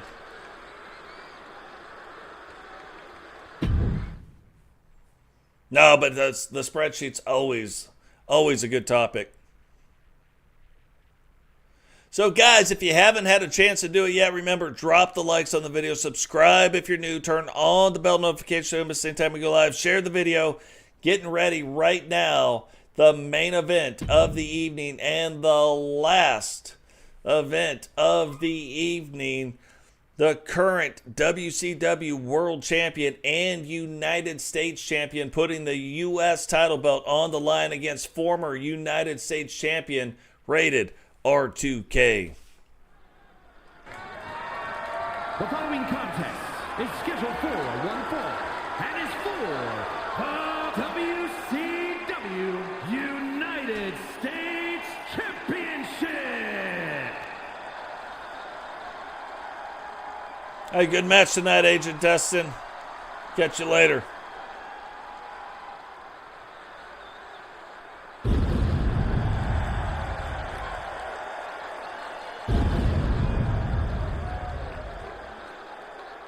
And remember this too, R2K had a really good United States title run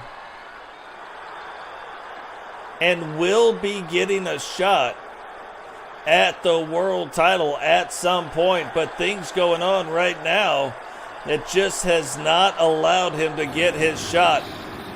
Rowdy, because of the clause, this could have been a world title match, but because of Rowdy's rematch clause in his WCW contract,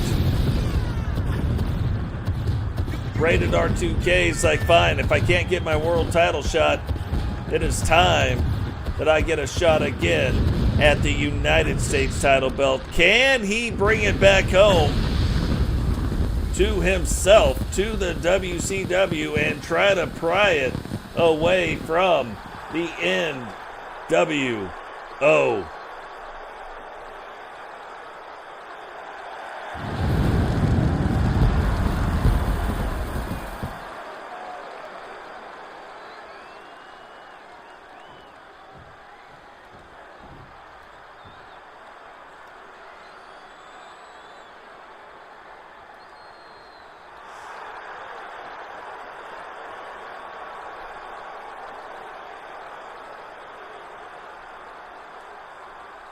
And look at the state of that.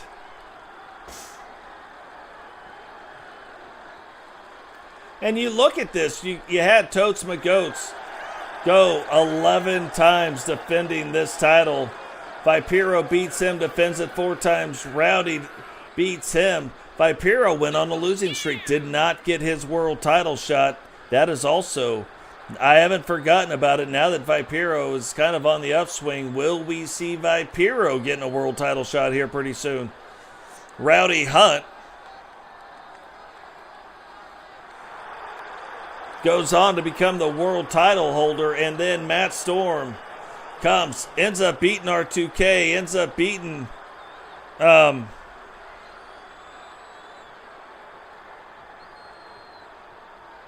ends up beating him.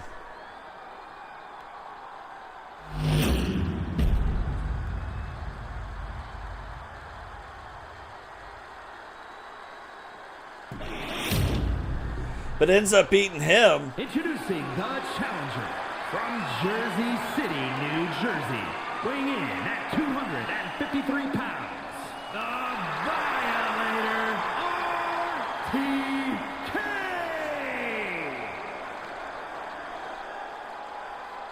And his opponent from Nashville, Tennessee, weighing in at 247 pounds, the WCW United States Champion and the WCW World Heavyweight Champion, the Captain, Matt Storm. This is another one of those belts. Like one of my favorite looking belts is this one. It is so unorthodox the way it looks that I absolutely, you don't think there's that many layers. The max number of layers are on that title belt right there, the United States title belt. Love the belt.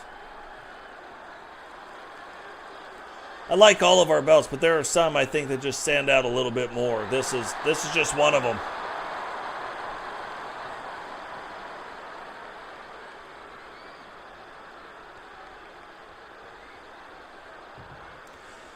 This is the first time, because this is the first season these two wrestlers have been in. So this isn't the first time they clashed. Matt Storm had beaten R2K for the U.S. title, and we haven't seen a lot of R2K since then. We've seen a little bit, but we haven't seen a lot. And now coming back in the ring, and one other interesting development is Teddy Long now representing R2K. And another thing, Teddy Long is representing separately, they're not in a tag match, but separately also representing Jake Plague. So Teddy Long, is he going to start trying to form his own stable? Or is this just individual clients that he is helping out, trying to manage, trying to get them back to the top? We don't know. Totes down here to make sure that Matt Storm getting a fair shake, that Teddy Long doesn't get too involved in the matches. But still, very, very interesting. Oh, and I think only because of the height of Matt Storm is he able to do that and reach out. But you saw, like, the way the ropes are, didn't go from the middle. I don't think it would have worked. Got a lot of tension jumping off that rope from the top and then jumping out, able to get coast to coast on Rated R2K. And I don't think R2K was quite expecting that either.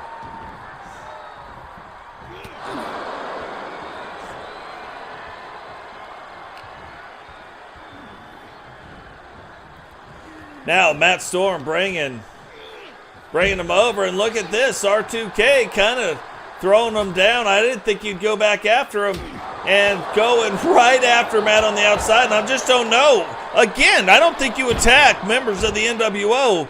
I don't think you take it to the outside of the ring with them. I don't think that's where you want it to be. And Matt absolutely letting the hands go. The belt cannot change hands on a countout, and you know, wow, that right cross looked like it knocked R2K out, and before he could even hit the ground,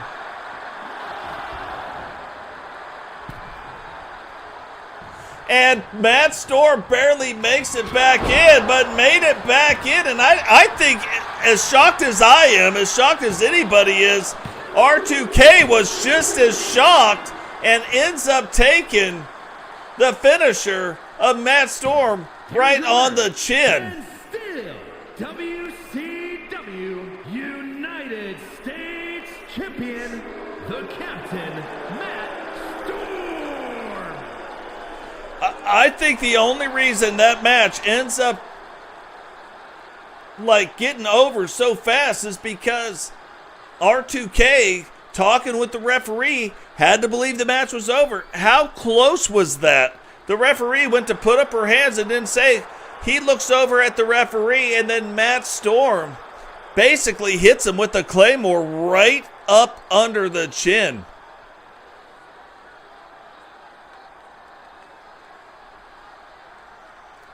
But look, the other thing is, was that a referee that represents the New World Order? You know what I mean? Like, we knew that even back in the days of WCW, the referees, they had some of the referees on their payroll. Was that one of the referees for the New World Order?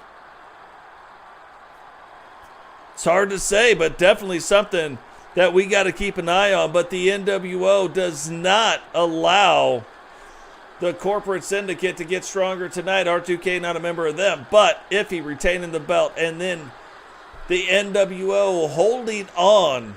And this, I think, is the first time in the history of that has happened too. One man, Matt Storm, holding the world title and the United States title now. He is going to be defending the U.S. title a lot.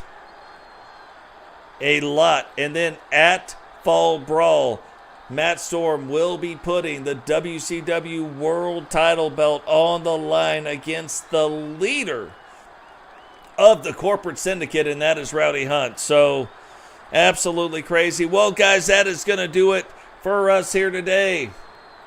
Remember, drop the likes on the video, subscribe if you're new, turn on the bell notification so you don't miss anytime we go live, share the video. Even if you're watching this later, share the video. If you guys are watching, if you're out there watching, you stumbled across this show and you're like, man, this is amazing, and you don't have a YouTube account, it is absolutely free.